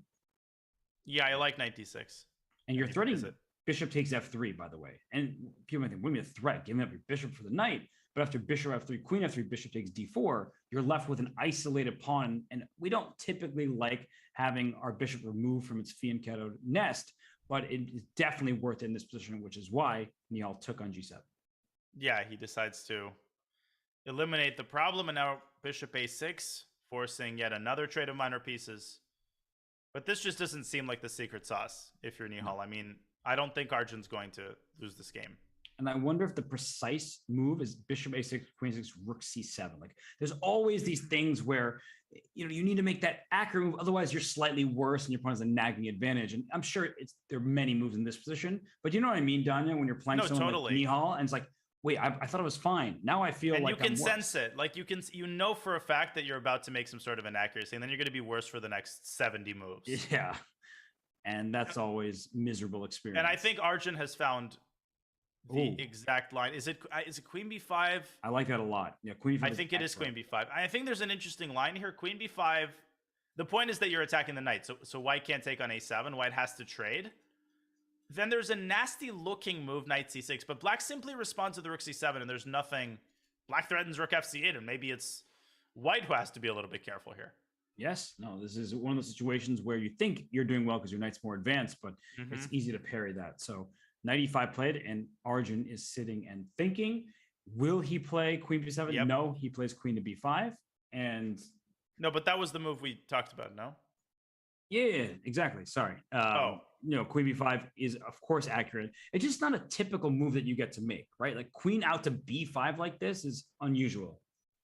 Yeah, I mean, you're using tactics to your advantage. You're using the hanging knight, and these collie positions, Nihal's just not really getting anything out of the opening, and he hasn't been all that ambitious in this year's JSCC. I seem to remember that in previous years, he was trying to blow people out of the opening, straight out of the opening, a lot more than he has this year, but he's also changed his approach from time control to time control. So I'm very curious to see what kind of changes he'll make going into the 3-minute portion. And right now, Nihal, well, he still has over 3 minutes on his clock. He has his 95, but I get the feeling that Nihal's frustrated. And just, okay, I can see him on camera right now. He's searching for some kind of opportunity, but ignoring his actual body language right now. Just by his style, he's an aggressive player, but he also generally starts with a calm position before opening things up. He's just not getting the types of positions that he's grown accustomed to in online blitz. Yeah, he's not quite able to light the fire, and part of this is Arjun's precision and patience with which he's been playing. Okay, so A4, attacking the knight, you have to move it, and Nihal doubling up on the C file in order to defend the C6 knight. So we might see a trade of all 4 rooks along the C file, and that would essentially guarantee a draw. Mm-hmm. Yeah, that would just be very equal. Although I'm gonna take a step back for a second. Black's king could sometimes have an easier path towards the queen side, right? Getting to E5 is clear. So I feel like sometimes we take for granted that there might still be a few accurate moves required. Yeah, no, for sure. Yeah, we just tend to look at a position and say, it's kind of symmetrical. But like you're saying, differences in king activity could make it a lot easier to be one side than the other, even if the eval bar is giving all zeros. Mm-hmm. So A5 played, knight can go back to D4. We might just see that swap, but I think king F1 first. Although king F1, there still are things you need to care about. King F1, like knight E4 can be a thing. And that way, if you try to trade the rooks again, there's knight D2 check. So you just have to be accurate. Yeah, so there's a question, right? Do you move the knight out of C6, which you don't have to do. There's no threat. Maybe you play F3 and try to create like a little wall to restrict the black knight as much as possible. That does soften up the E3 pawn, but you can defend it with a king from F2. Let me show a blunder, right? King F1, knight E4. You think, okay, let me go king E2 to stop your knight D2 stuff. Knight C5. You go knight D4 and knight takes B3. Beautiful. Knight takes B3 if you take, and rook takes C2 check. And if rook C7, knight takes C1, and the rook X-ray defends the knight on C1, and black wins material. Very well illustrated. It's never too late to blunder. You can blunder in absolutely any position. And especially newer players who don't get too many endgames, they're told, put your king in the center. So the king F1, king E2 is exactly what my coach told me. There still are tactics, even with few pieces remaining on the board. Yeah, your primary allegiance always has to be to the tactical specifics of the position, and only when you've accounted that for that do you have to, is it safe to follow the rules and kind of use general principles. Okay, so he decides to in fact play knight d4 immediately. So there was something he didn't like. I think he didn't like those tactics. Right. I mean, that's a sign of a great player, where he, of course, his instinct was, just like king F1, king E2, will shake hands. And then you have to fight your instincts. It's weird to frame it like that, but that's often the case. Would have shaken hands, but not in the way that he would have wanted to shake hands. Right. But it's true down there, right? Where like, as players get stronger, we've learned all these things. We have these heuristics, and then we're like, you know what? Let's not just do that because that's our first reaction. Sometimes you have to fight that and then really calculate rather than just assume. And look at the eval bar, by the way. It's going up for black because knight c5. What are you going to play? Knight to a1? Whoa. I sound like Hubie Brown there. Knight takes b3, knight c4. And then king f6, knight b6, king we b5? both feel that something is off. So white doesn't lose a pawn. That's not the issue because b6 is indefensible. But in the time that white spends taking it, black can get the king to the center. Is there b5 here potentially? Oh my gosh. Knight takes b6. He goes for this, which makes way more sense. The king just I just think he's trying to get to b4. That's what I said from the beginning, right? The king was just, it's easier access for black with a king on g7. Yeah, you called it kind of a long time ago that Nihal was uncomfortable from the very beginning, even when it was essentially dead equal, and it was never really dead equal. It was always a little bit unpleasant, and now it's on the border, it's on the cusp of being lost. I'm surprised it isn't lost. How do you stop king c5, king b4? If you can, I don't think Nihal's going to find a way in 30 seconds. Well, I guess it starts with king e2, but what to do after king c5? Is it knight c8, but then just d6? It looks lost, but if we actually start calculating, I'm sure there's a way for white to survive there. But that's the problem when you have 20 seconds left. You just assume it's lost. It's probably knight d7 check and then just back to b6. Oh, but then knight c5 after king b4, knight c5. Yeah, I don't know. I don't know what it is. And he goes knight e5, and just that wasn't take a4. Just take a4. Then walk back to b4 and just start pushing. No, this is winning. Arjun's calculating. He's a lot of. See, this is. I love this from Arjun. Players, when they see their opponents in time trouble, they can win a pawn. They just rush with it. But maybe f6 is a better move. Maybe for some reason knight c6 check takes e7 is worse for white. The knight for some reason is misplaced there. So he's calculating. He does play king takes a4. We knew that was the best move. But in endgames, right, you can ill afford to make an imprecision.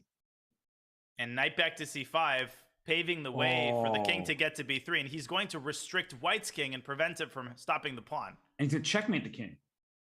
The king's going to go, oh my god, he's going to king a3 and knight b3 in the end. That looks and likely. So Nihal has to try to do it with his knight, but he's not going to succeed. A3 king b1. Yeah, but a2 king a1, there's going to be a Zugzwang. Oh, right. You're going to wait for the knight to move. Or maybe just king c3 here instead. It's not. What about knight a6 and knight b4? Oh yes, that's beautiful, because you can even trade knights on c2 in many positions and then win the king and pawn game. You should, yeah. And he goes g5, so he is aiming for a Zugzwang. Oh, but g4 is. I mean, you can tell g4 is a bad move for many reasons, because now all the pawns can collapse over there on the king side. Yeah, so now a pawn endgame is especially winning. Like it's very clear that black wants to trade knights, but how do you orchestrate that? I still vote knight a6, knight b4. He goes knight a4. Okay, knight c3. And where is knight he going d1 from or there? knight d5, knight d5, knight b4, knight c2. It's knight e3 and exactly. Yeah, knight c2, a2, and a1. And Nihal's going to resign.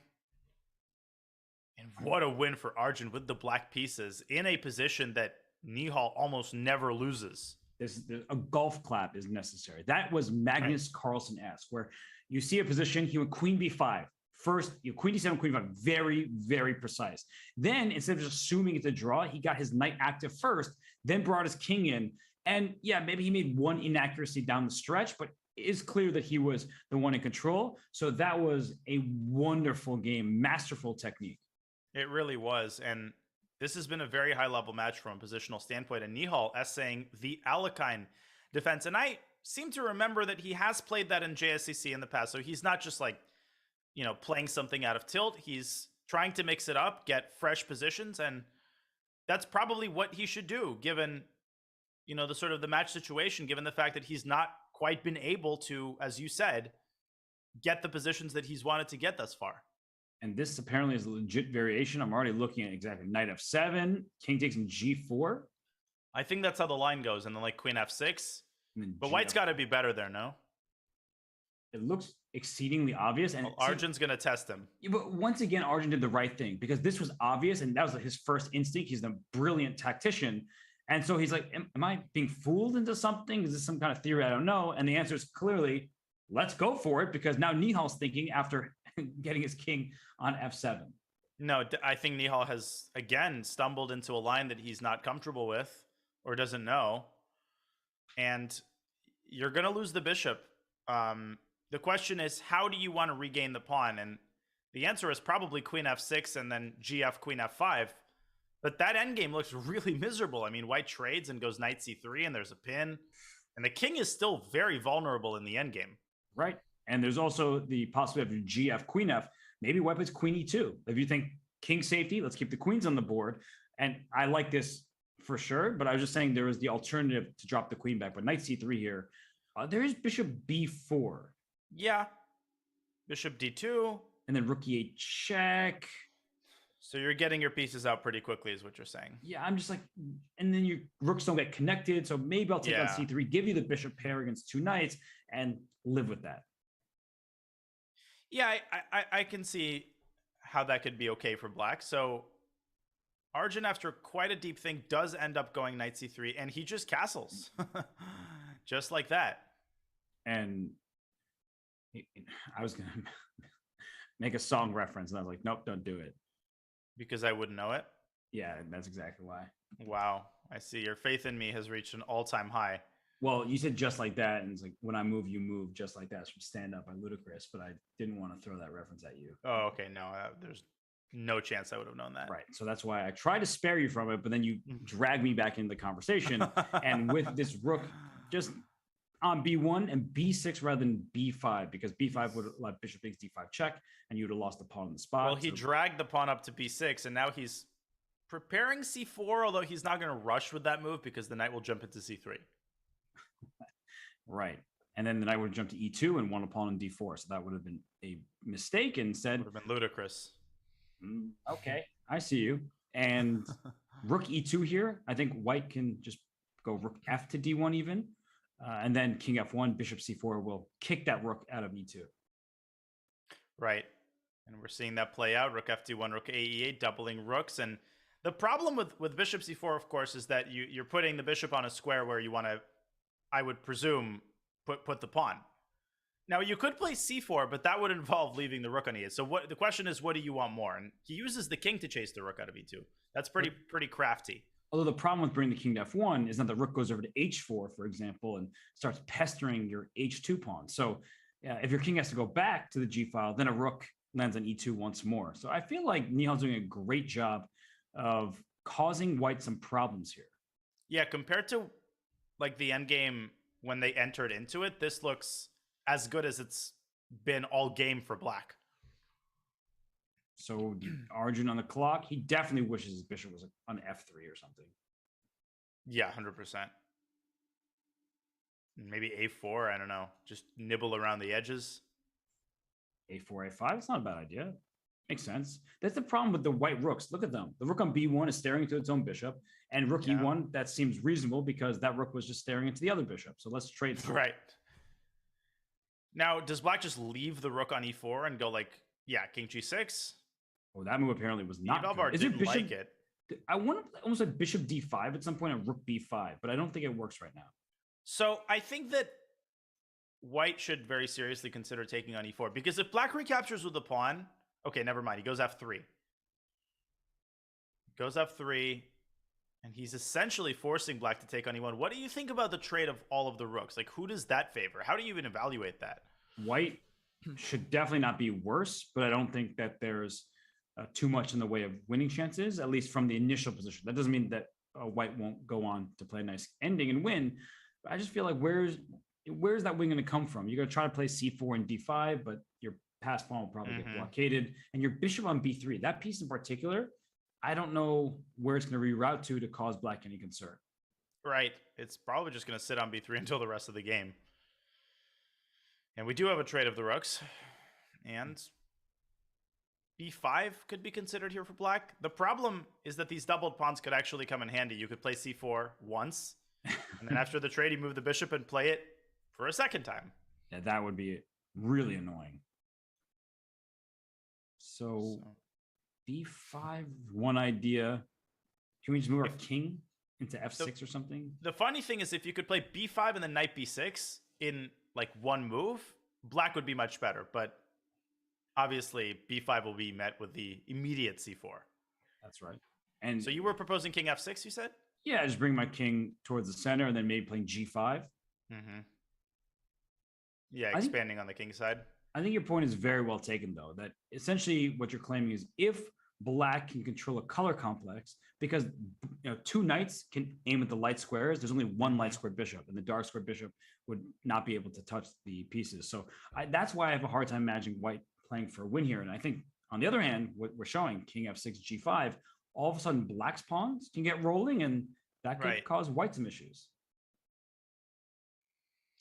Yeah, and Nihal has been taking a very long time here, trying to find the best arrangement of his knights, trying to figure out whether to move his king, whether to go b5.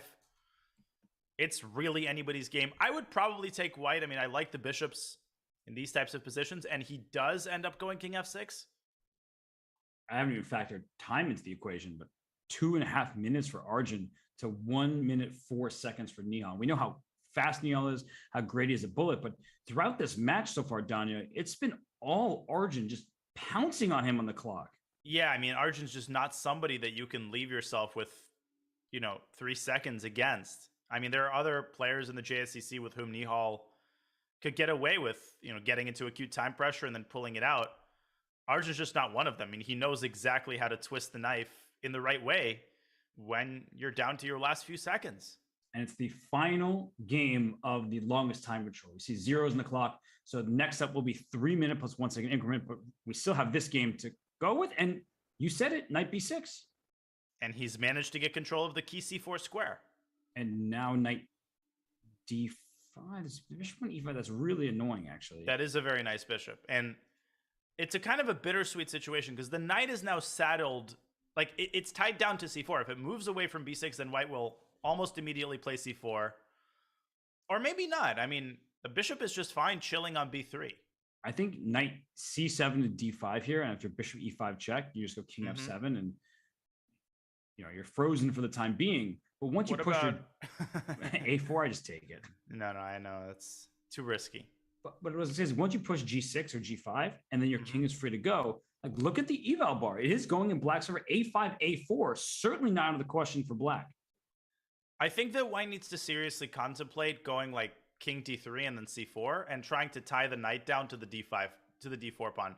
But the problem there is that black can start creating a passer on the king side, like h5, f4, and then g4, and black could be winning there in like 2 seconds. Yeah, white has no access to a pass pawn. There is a pass pawn in d4, but knights are the best blockaders. And if you play c4, which we've been clamoring for forever, now you're left with a dark square bishop and a knight that's just going to hop around the board and cause you some problems. So, I mean, maybe c4 is necessary here, Danya, but it just feels like even there, it's only black who can play for a win. Yeah, I don't know if you have a choice. Maybe you can play c3 and free up the bishop, but where are you going with it? He plays a3 to create a little luft for the bishop. Now a5, a4 is no longer quite as dangerous. So I suppose that white's just going to stay put here and, ask Nihal how he plans to make progress. Bishop b8, okay, going for the pawn. a6, bishop a7, threatens to win a piece because or bishop c7, right? But bishop c7, there's knight c4, so that actually might be a really bad move. Oh my God, I completely missed that. Yeah, that's such a nice trick. But that's why bishop a7, knight c4 loses a pawn. If the bishop was on c7, after bishop c4, b4 check, the c7 bishop would have been hanging. Right. 10 seconds for Nihal. He's got to decide where to put the knight. He moves his king over.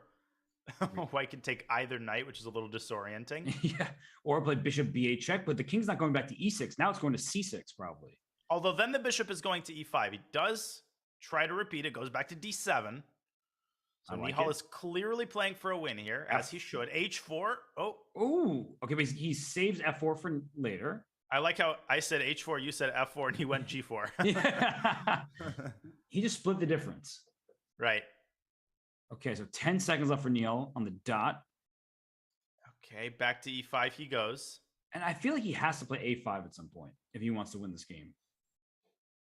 And drive the pawn down to a4? Yes, like right now. Okay, he's just trying to gain some time. Yeah, trying to get Arjun a little low on the clock. King c6. Okay. a5. Tightening the screws, and there he goes. And you called it. And watch out for a4 followed by b4. c3, very timely move though. And now bishop a2. And how do you make progress? f4 time? But then I go like bishop e1 and king e4. I'm not sure that black can get away with that. And he's got 4 seconds. He plays f4. Okay, king e4. That was a mistake, apparently. Oh, king e4, knight takes c3, I think. Oh, goodness. That's an amazing tactic. So you got to move the bishop, but where do you move it? Bishop g3. Knight, oh, gosh. Knight c4? I don't Yeah, know. I think there has been some knight c4. We don't know what's going on. They don't know what's going on. They're just making moves. They're repeating because they don't have the eval bar on screen, but Nihal's not. Oh, I thought he was going to make a draw. He does. He does. Oh, what's the win here, Danya? The win here is knight f4 check, forcing the king to e4, and now knight e2 hunt. Oh, and you can't go back because of the fork. Right. It always seems so easy with the engine. Of course. And bishop e1, there's obviously this. Yeah, we talked Bishop about is that line. We talked about this idea. You're right. So knight f4 and knight e2. And even still, like knight f4 and then bring your other knight to d5 just looks really promising, right? Oh, you mean this line? I guess it doesn't work here because there's c4, so it just happens to not work. But like, let's say after, I don't know, you're just trying to bring your knights in. Was my point. I guess it doesn't actually work out. Yeah, you can bring it into c4 or to d5. Yeah, but the bottom line is that the knight could have migrated to e2. Very difficult idea to spot. And for Arjun, a great result. And he could not ask for a better outcome from the 5+1 portion. No, he leaves the portion with a 1-point lead.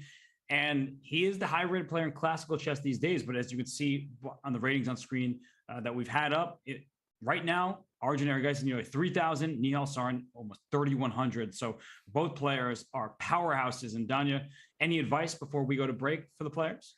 Well, I think for Nihal, he's got to try to get more desirable positions out of the opening, especially with white.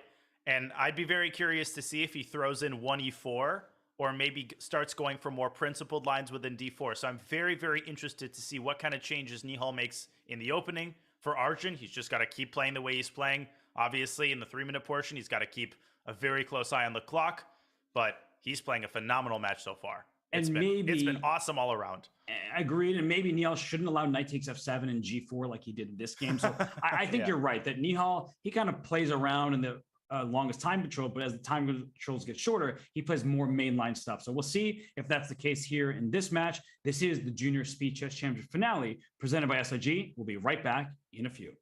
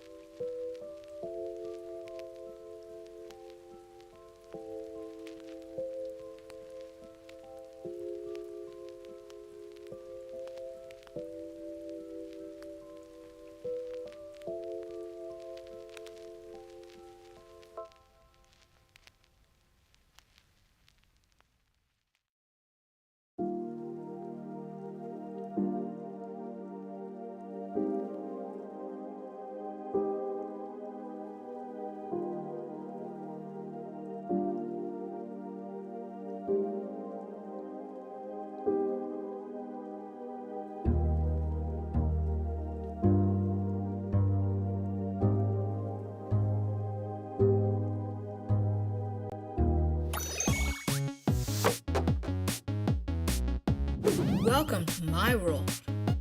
Time to attack! A knight on the rim is grim. Are you sure you know what you're doing?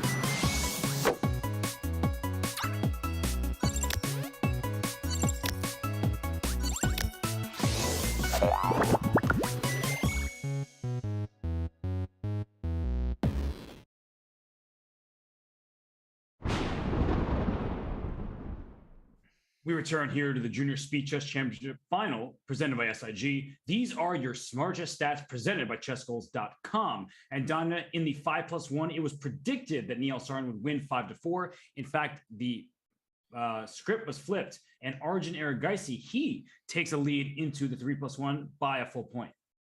Yeah, I mean, that was an incredibly high level 90 minutes of chess. And I mean, it was high level from every possible perspective. There were very few blunders. The openings were a lot of fun. The positional ideas on display were great. And Arjun played amazing. And he's going to have to keep that up all the way through the 3+1 portion, because I think the key for him to putting himself in a position where he can score the upset is to have at least a 2-point lead going into the bullet. Right, Nihal Sarin is the much stronger bullet player between the two, and that's no disrespect towards Arjun. Arjun is a beast at bullet, but Nihal is next level. He's like 3,300. He's a god amongst mere mortals. So here we are in the 9th game of the match. It is the first game of the 3+1. So Danya, we've seen Arjun lead on the clock pretty much every game. Do you think that's going to be the case here in the shorter time controls as well? So it's interesting because in the match against a Wonder, we saw a similar arc where Nihal was quite slow in the 5-minute portion. He was getting in some time pressure, and then he let the rocket ship out during the 3-minute portion, and he was just playing so much faster. It was like a different person. So I think he might try that again. I think he might be telling himself, look, I'm still going to focus on trying to find the best move, but let me try a slightly different way of playing. And he plays the London for the first time this match. Unfortunately, in this game, unfortunately, the London had to make an appearance, but I think we can forgive him. Again, we've talked about this a few times now, or I've been saying it a number of times. I like it when Arjun Erigaisi doesn't immediately recapture or anything like that. Instead, what he does is he thinks after he captures C5, do I want to just take back there? Do I take the bishop or the pawn? Do I take on G3 first? I think that's just a sign of a great player. And so I think he's handling his business very well. He's a solid enough position. I don't love this pawn on C5. I do like Nihal's last move because here comes knight to A4 as you're indicating, and maybe Arjun will be uncomfortable with the resulting position. Yeah, black has to be very accurate here. I mean, you could lose a pawn here in the blink of an eye. How do you defend against knight A4, in fact?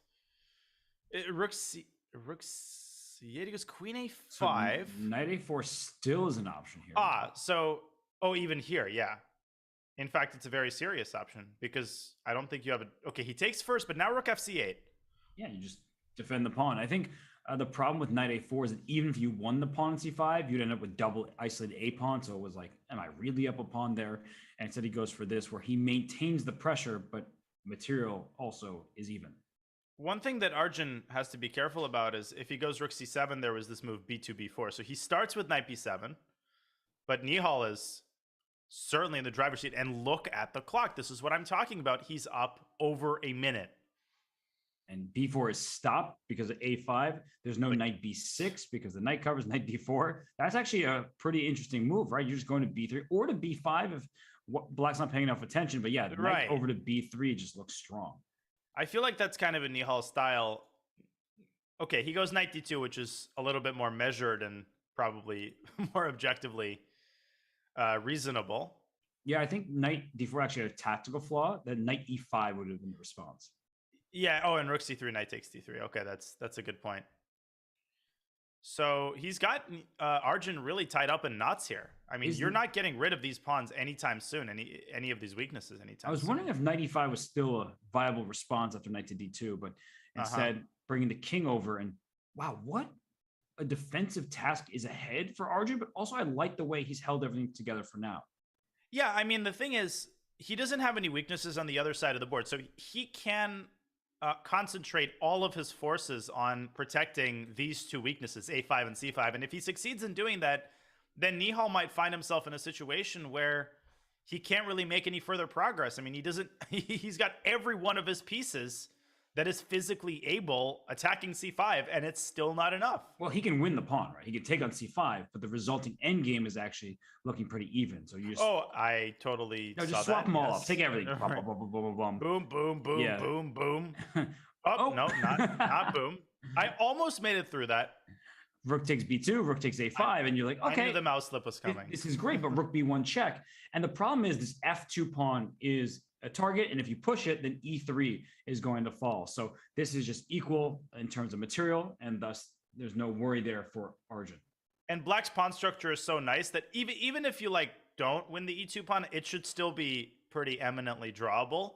Like Right. you can go h5 and g6. So that's a great point. And for that reason, you need to find a way to take on c5 in a better version. I think that's what Nihal is trying to build. He's trying to somehow improve the kingside pawn structure prior to taking on c5. But he doesn't have any more time because black is going to go king d6 on the next move. And But he's already accomplished it. The king can go to g3 now.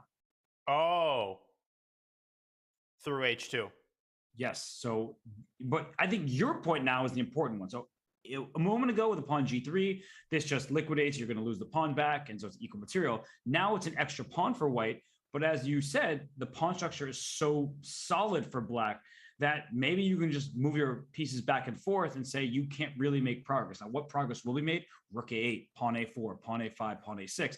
You stop on a6. You don't push it all the way to a7, Right. because that often just means an immediate draw. But you throw the pawn all the way up the board, then try to bring your king over. Yeah, that's like the stock plan. You get the pawn to a6, you bring the king over, and at some point you just start jettisoning all of these kingside pawns. And that's why white sometimes actually loses these positions. If you like sack too many of your kingside pawns, then black sacks the rook for the a pawn, and all of a sudden you're left facing like 4 passed pawns, which you can't stop. So white has to be very careful. What is I'm wondering if it's a lack of depth, and so the engine is doing a bad job of assessing the end game. But it seems that white is just winning. And I think you should play a7 and then f3, e4. Oh, that's really nice. And you can create a pass pawn, is what you're saying. Or you can take on d5 and then go after the d5 pawn. And I think he sees it. King h2 played. It's never easy to get yourself to play a7 here, because that's a complete path of no return. Because then you can never... The plan of getting the king to the pawn never actually works then, because you have no shelter. Wait, but you can't play f3. You drop e3. No, but you play a7 first. And you're saying the f3, e4 is unstoppable. Yeah, you play a7, then you play f3, e4, e takes d5, and then you eventually make your way all the way to c5, and you win. But after f3, there might be f5 that needs to be considered. No, but then you go takes in g4. Or takes in e4. Well, now e4 for sure. Yeah, e4 wins. E4, and then, okay, you can bring your king around first. You can't take on e3, everybody, because the rook moves away from the a file, and then you push your pawn and promote. The rook is stuck there for the time being because the pawn would be hanging. Okay, so you can't take on e4 because white will take back and go d5, and the rook will be overextended. So, and the moment the king walks out into the open, the rook will move away with a check. That's the other problem. And I think after this game concludes, we'll have to figure out where Arjun went wrong, where it was a guaranteed, objectively winning position for white. Hard to say. I mean, obviously the endgame was still a draw at first, but it was something in the way that he fixed the pawn structure. King e7. He can't run his king anymore. King d7 runs into rook f8, typical skewer plan. You take on a7, you lose f7 with check, and then lose your rook on the other side. Right. Okay, so he decides to take on d5. He could have done that at any moment.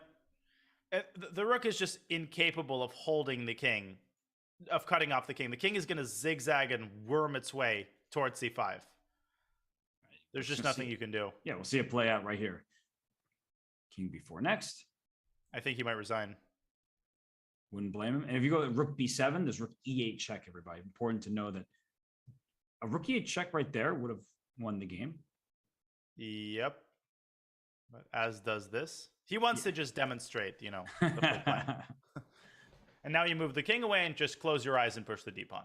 Right, because none of black. Oh, now you can just move the rook and queen, but none of black's pieces could capture. So wonder where that went wrong for Arjun, because the start of the endgame was saying it was even, and then one bad move and poof, it's done.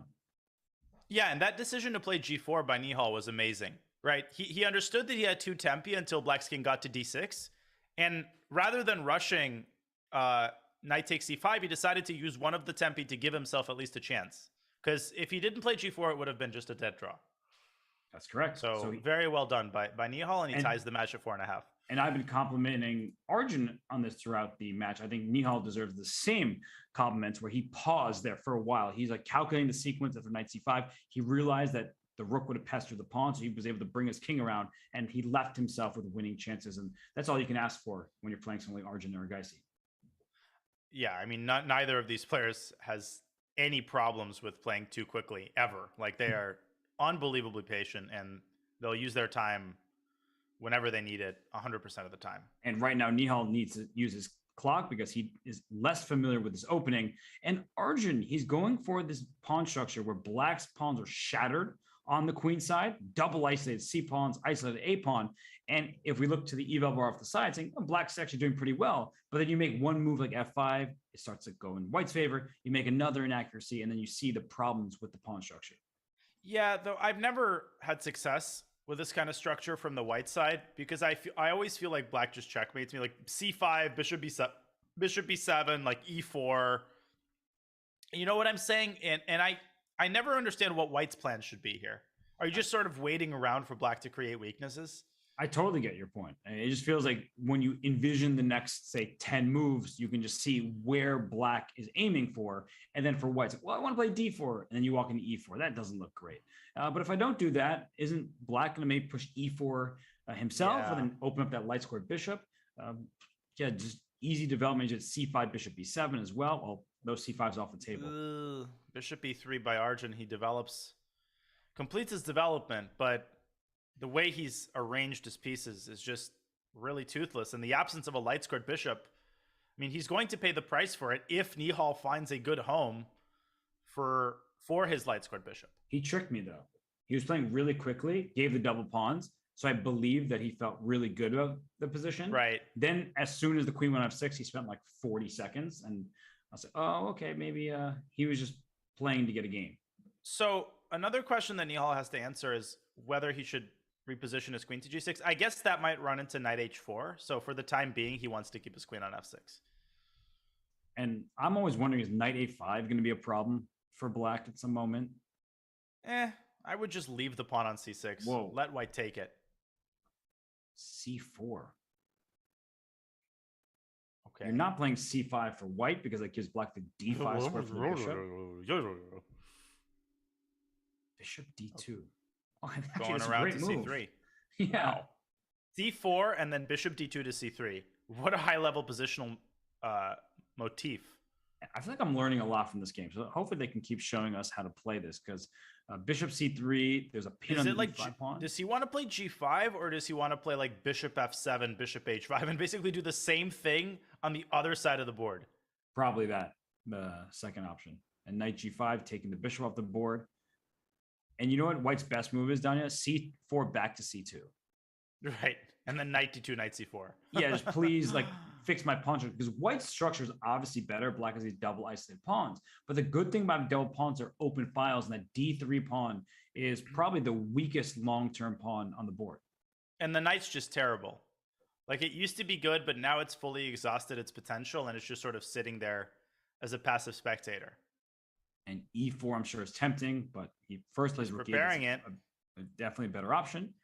Knight D2, getting ready for both sides. I mean, they're staring at that E4 square.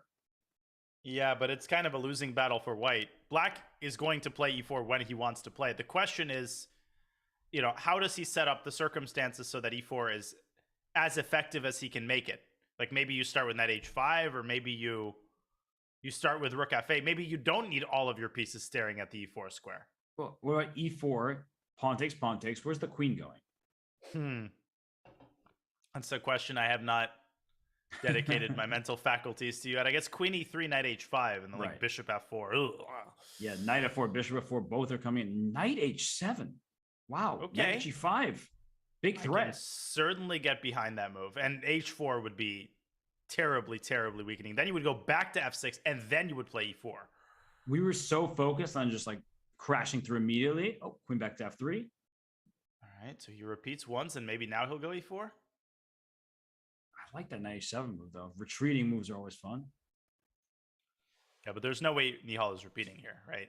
I don't think he should, but I could see it happening just because it's not a clear position. We see the eval bar. We see that black is doing well. I'm sure Nihal feels like he might have something, but he also probably feels that if he doesn't get that something right now, he'll just be worse because of the pawn structure on the queen side. Yeah, with every ticking second, the likelihood that he goes for the draw increases because e4, will force him to calculate a ton of variations. At the same time, as I said before, Nihal isn't afraid to go for complications with 15 seconds left, and this is a great illustration of that. But he takes back with a knight, so he doesn't want surprised at that.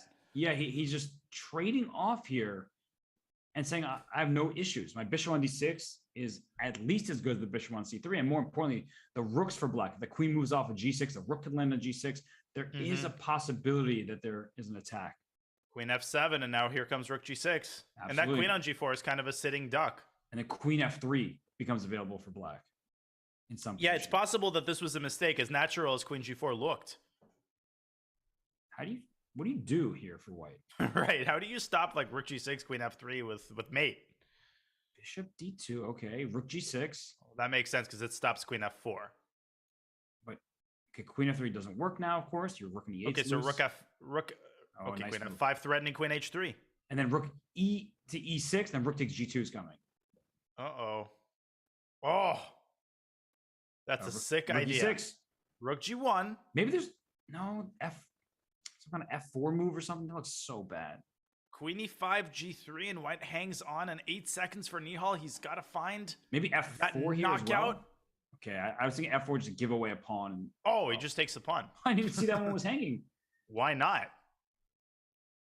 Rook b1. There's no real threat. Rook b8's one check. Not really the end of the board.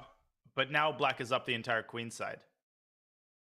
And he can go back and keep attacking. However, the queens come off the board, then white definitely has a chance to survive. Yeah, for sure. No, Nihal should keep the queens on the board, and he should look for an opportunity to crash through on the king side, get the rook to f3. Oh, here comes okay, now it should bishop takes g3. Ugh. Here, everything is lined up. h5, h4? And now queen or rook comes to g4, and it's over. Oh, but one pawn just fell. Oh, and now he takes h4. Whoa. What was that? What was bishop takes g3? I have no idea. That was a terrible blunder. Queen takes e4. He's going to lose. What just happened? Oh my god, he just had a complete meltdown. What was bishop takes g3? What in the world did we just see? I don't know. Oh my gosh. And let me bring that up for a second. He was playing a brilliant game. Just queen takes h4, Robert, back to g4, and Arjun can resign. h4 is coming. Bishop takes g3, fg. What I think in he the forgot. world? I think he forgot in that variation. Maybe for the queens can be traded after bishop g3. Oh, he thought he could play rook takes g3, and yeah, he hallucinated something after queen takes g4. Yeah, he just forgot probably his queen could be captured. Because if not for queen takes g4, then yeah, black is cruising. But wow, that is a shocking oversight. That's a huge moment in the match because this win would have given Nihal the lead in the match for the first time in a while. For Arjun fans out there, I'm sure many people are fans of both players, but Arjun, he lost that game 4 on time when he was better. I mean, that was sturdy defense from Nihal in that game, but that was just inexcusable. I guess I can't even compare the two. It's just absolutely shocking.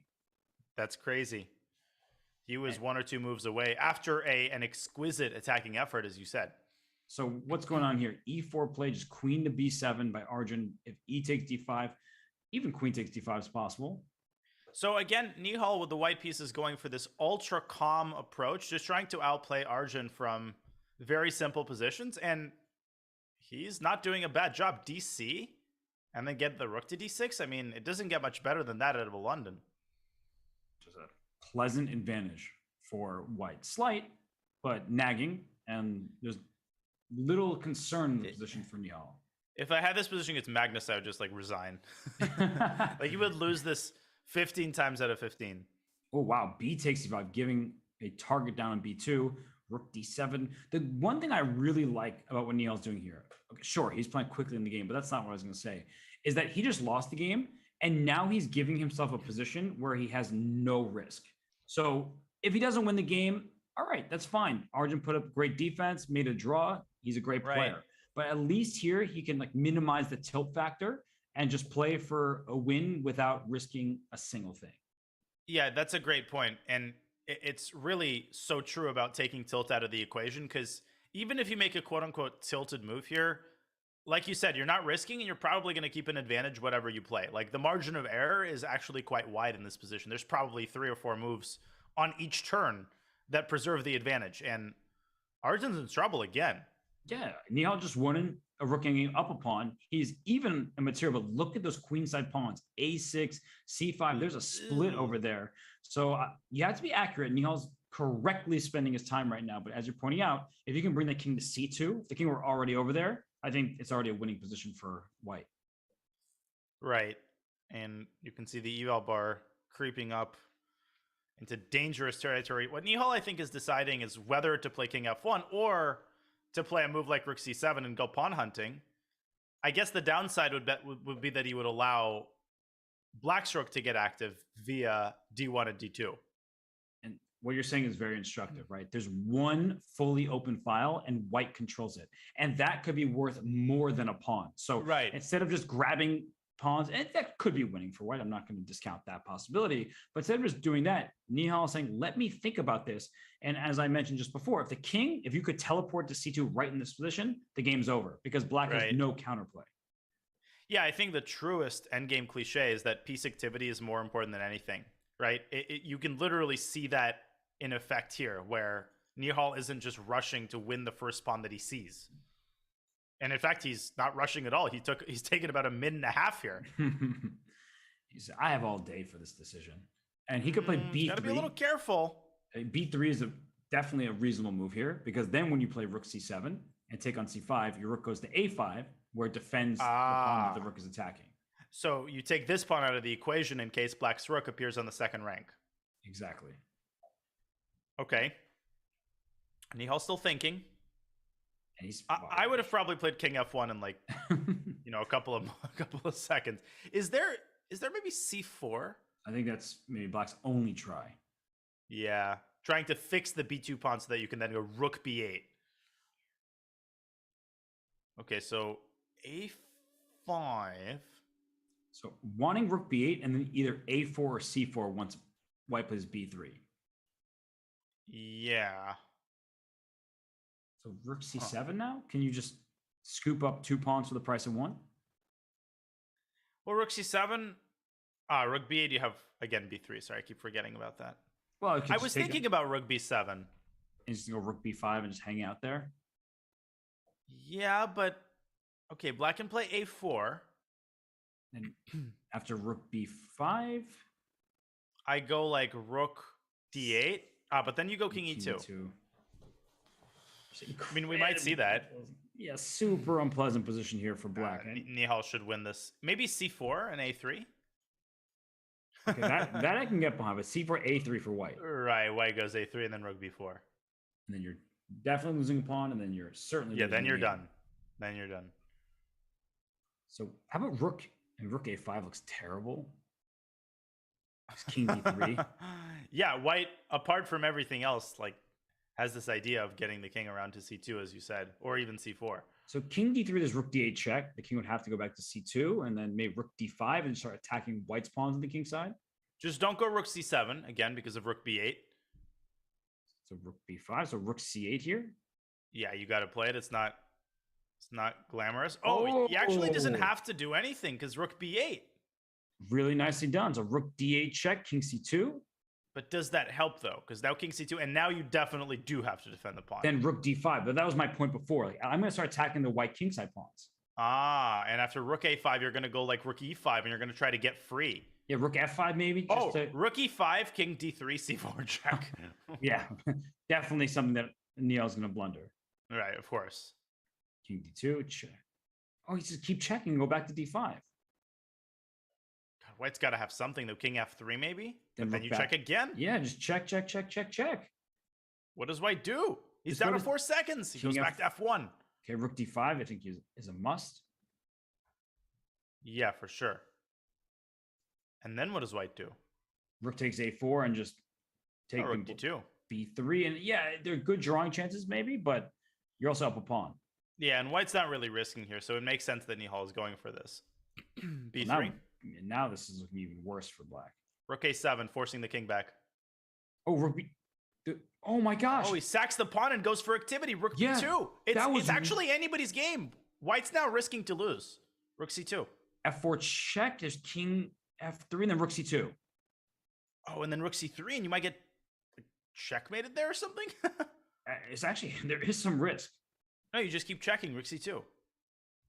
Wow. Oh my Arjun. gosh, he's going to save it. Nihal might try to go king G4. Okay, that's F3. King E4 first. I'm telling you, if he's not careful, he's going to overpress and lose because he's intent on playing for a win, but black is so active here. E5 or G5. Stopping the outside pass pawn potential. Okay, now E5. 1 second. King D3. Black can force a draw anytime he wants with a series of checks, such as now. Yeah, and there's no need for black to do anything stupid. Unbelievable. And another save for Arjun. And you know how I was saying that game couldn't possibly tilt Nihal because he was just playing for 2 results? I think it just did. I think it tilted him.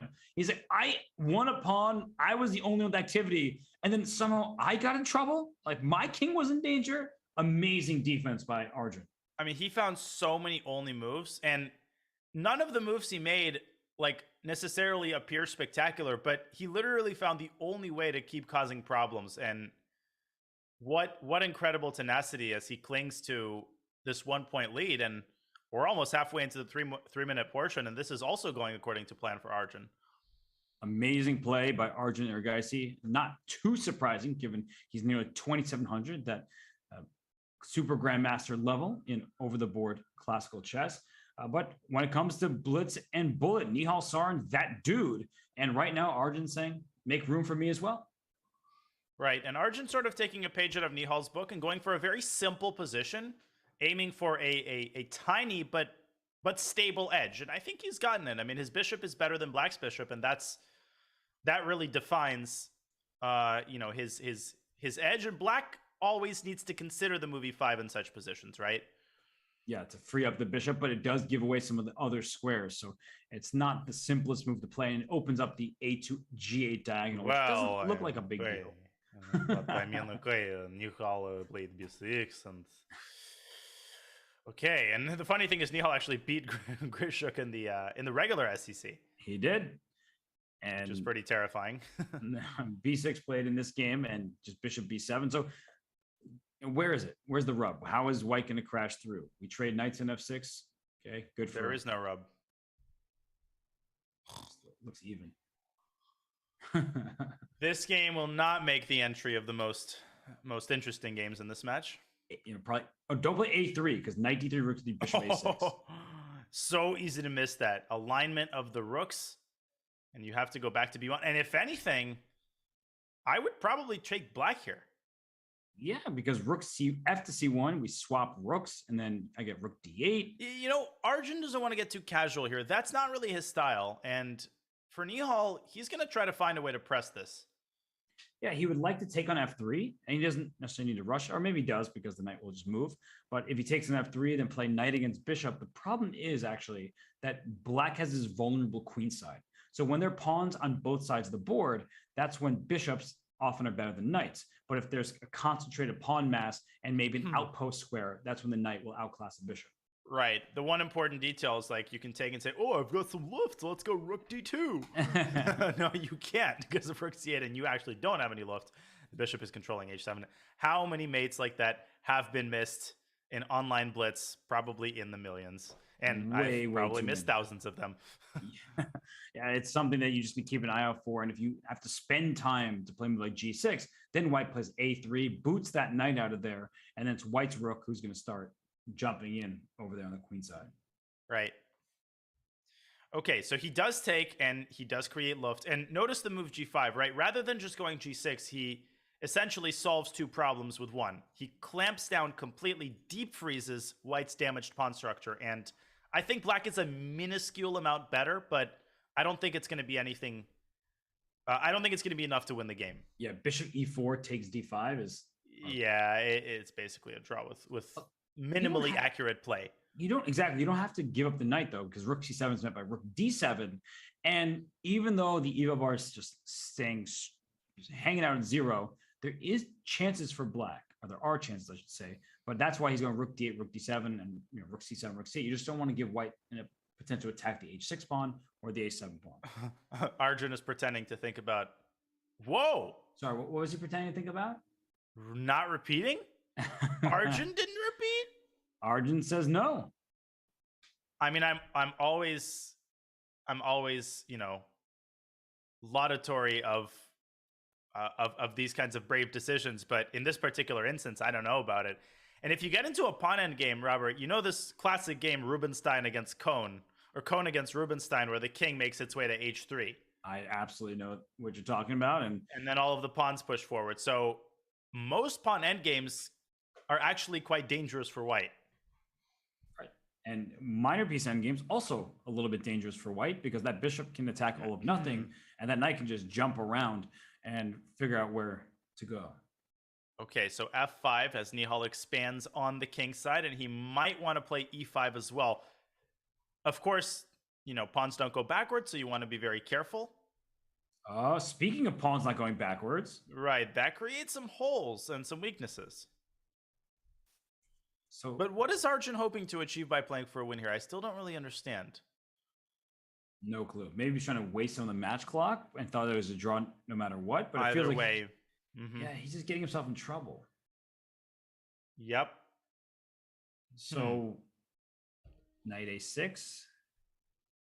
The big question there for Nihal was whether he wanted to play a5 and fix the pawns. But a5 would also immobilize his own pawns. So I think he's trying to keep himself as flexible as possible. Agreed. And this knight can go to c5, go to b4, and e5 check. You can throw that in pretty much no matter what. I don't think white wants to play f4, because not only are you double isolating your pawn, you're creating a pawn that can be attacked. So bishop d1 played, and knight c5, there's b4. Yeah, I think that's the idea. Makes and for that reason, he goes to b4. So you could boot the knight out of b4 with king c4. And he does. And if knight d5 or knight c6, just, I don't know if you want to run in there with king b5. He says, yes, I do. He does. Oh, like, no, you're of not. course. There's knight c7. No, if with that move, then knight d5 is the place for that knight, clearly. Okay, it's still clearly a draw with accurate play, but the question is, can Nihal find some way to complicate the game? Like maybe a6, but that would leave the pawn on a light square, and it could be targeted by a bishop from e2. Maybe you play h5 and just try to advance over there on the king side. h5, h4 preemptively, and then see where that leads. a6, keeping the king out. But now the a6 pawn's a bit of a target. Yeah, that's what I was saying. Like king b3 even. Completely reasonable. And then knight c7. Yeah, and then back to c4. I mean, I'm still operating. Wait, is there b5? Takes king b3. King c6. At least you keep the white king tied down to the pawn, but the black king is tied down to his own pawn. But this is where knights can try to outclass. If g4, for example, and I used to take, and I take with my knight, that could be a problem. But the king's trying to go to e5. And then there's going to be a fork. I'm also interested in the move f4, trying to fix as many pawns as possible. He finally goes e5, and I think he's preparing f4. Bishop h3, f4, e4, kind of thing. Or f4, bishop e4. Oh, bishop. No, but then king d6, and I don't think the pawn endgame is viable. And then king c3. And then you're going to do that thing you were just talking about. Takes in e4. Yeah, no, that's winning. No, pawn endgame is totally lost. Oh, I think. Oh, he counterattacks the pawn. Good find. Really good find by Arjun. Okay, knight c7. Then just king c3. Well, Nihal's going to do. Okay, so he takes twice. All right. Coming around to d4. How do you defend against that? How do you defend that? Oh my god. Okay. Oh, he's lost a pawn. But it could still be a draw, though, because he's got the outside passer. Yeah, you can distract the king. You just use that as a decoy. Bishop f5. Wow, this is close. King d3, knight f4, king e4. King c4 trying to stay as far away as possible from the knight checks, and I think it's a draw. b5, and king c7 just king c5. Very important. B6. B7? King D3. D5. Got to get the king back. Oh, no, take the E5 pawn. Oh, he just takes the pawn. Okay, so it's King king E6. King E6, yeah. Just don't blunder a fork. Oh, and he wins the knight, and now it's a draw. Wow. Another very high-level game. And it started off with a very boring symmetrical position, but turned into a very interesting and instructive endgame.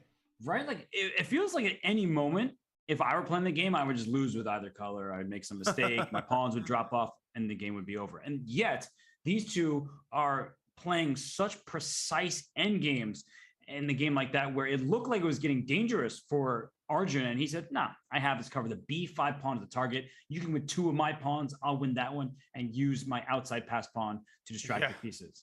I mean, we clearly know where this is going. This is going straight into a amazing finale. I don't think we're going to have more than a 2-point margin all throughout this entire match. I mean, the level of play is simply too high, and I'm super excited for the second half of the 3-minute portion. Yeah, although I'm super excited to get a little bit of a break, stretch these legs. But when we return, it is Arjun Erigaisi versus Nihal Sarin. This is the Junior Speeches Championship presented by SIG.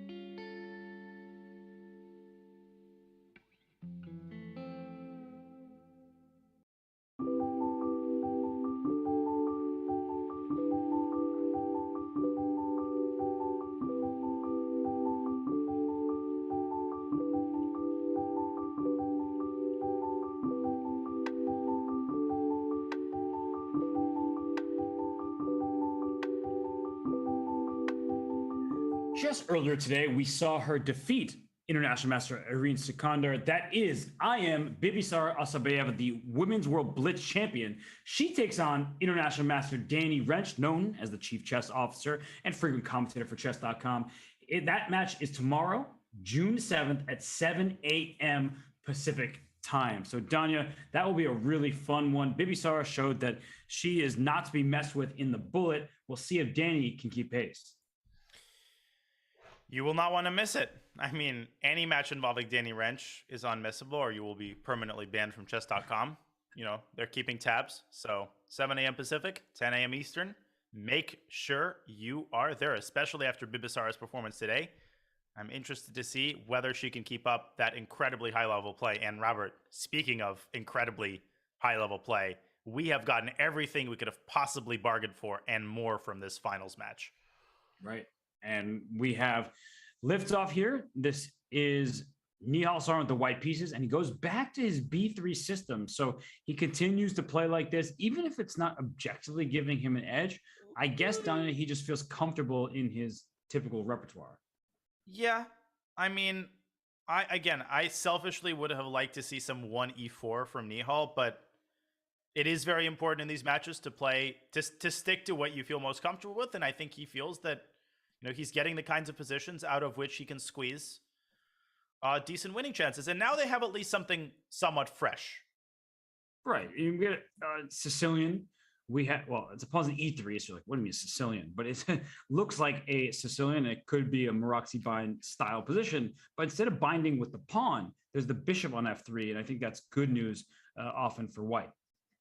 Yeah, I've always felt that white is slightly better in these positions. Now, you have to be very careful, because if black strikes with b5, things can start unraveling here for white very quickly, and I actually think they already are. Wow, so knight takes d4, causes Nihal to sit and think and not recapture. And if he takes the queen, you're walking into the line of fire that bishop on g7. Although, is there really a useful discovery there? I don't think that's the issue. I honestly think the issue is b5 combined with the potential for a later discovery. Yeah, it's not always clear to me when you play these positions like queen takes d4, b5. If you can swap on b5, like play pawn to b4, and you know whose pawn being stuck on the b file is worse off. Oh, so interesting. So Arjun doesn't go b5. He goes bishop c6, and we have a trade. And Okay. black is a very mobile and dynamic pawn structure, and of course, an isolated pawn on a6 is a drawback. And don't move your knight away from f6 unless it was to h5, because otherwise you'd get checkmated on g7. So, in my experience, I actually don't love the move c5 because it clarifies the pawn structure, but now you will never really have the possibility of pushing d5. I don't know. I feel like it might be a very subtle positional inaccuracy. Yeah, it just gives white some extra options, and especially with this pawn on h5 over there, like the king on g7 looks perfectly safe, Danya, but as we know, attacks can come out of nowhere. Yeah, I lost a structure exactly like this to Jeffrey Zhang in a Pro Chess League once, and it really taught me that, you know, these positions might seem closed and innocuous, but once white starts piling up on the center, I mean, it gets incredibly uncomfortable. I mean, knight c3, knight d5, and okay. And obviously there's an exchange stack. Oh! I was about to say, I know you want to play it, but I saw rook e6 at the end, and I wasn't sure. I know, and I guess what Nihal is saying is that he's going to get his knight to d5, and that is going to constitute a ton of compensation. And he's right. The question is, how much compensation is it? Is it overwhelming, or is it just sufficient? So if queen e4 here, I like to move rook d5, because the point of queen e4 is to block the diagonal with the queen, maybe offer a queen trade. So I just like the look of rook d5, keeping your queen out of there and then bring my knight back to c3. What about this line? Oh my gosh. Trapping the queen. That's this is what I entertain myself with as serious players are playing. Yeah, I mean, it makes sense. Of course, H4 sometimes, you have to have a little bit of fun. You cannot just always, analyze, serious lines. Yeah, queen b2 is just aiming towards that. Like, look at that move a5, by the way. We are talking about the king side, the dark squares, and Arjun played a5, cool as a cucumber, and it was a pretty good move, and it has a purpose. Well, I think Arjun, of course, is trying to orchestrate a4 at the right moment, but emphasis on the right moment, because knight f6 is probably not a threat. And talk about cool as a cucumber. He's like, give me your worst. I don't care. I got the h6 square for my king. I wonder if white should have kind of switched plans. When black put a5 and then knight was on c3, if you should Maybe going to b5, yeah? play a4 yourself, then put your knight on b5, aim for d6 and a5. Two different pawns were about to be targeted. It's literally exactly what I was thinking. I actually think Nihal is going for checkmate. I think he wants e4 and rook f3. I know Nihal. He's thinking about going e4 here. But I think Arjun has set himself up perfectly. He wants a takes b3 and queen a6 and queen a1 to defend that diagonal. So maybe it's worthwhile for white to go king h2 at some point first, and then force black to clarify what his plans are. No, he goes e4.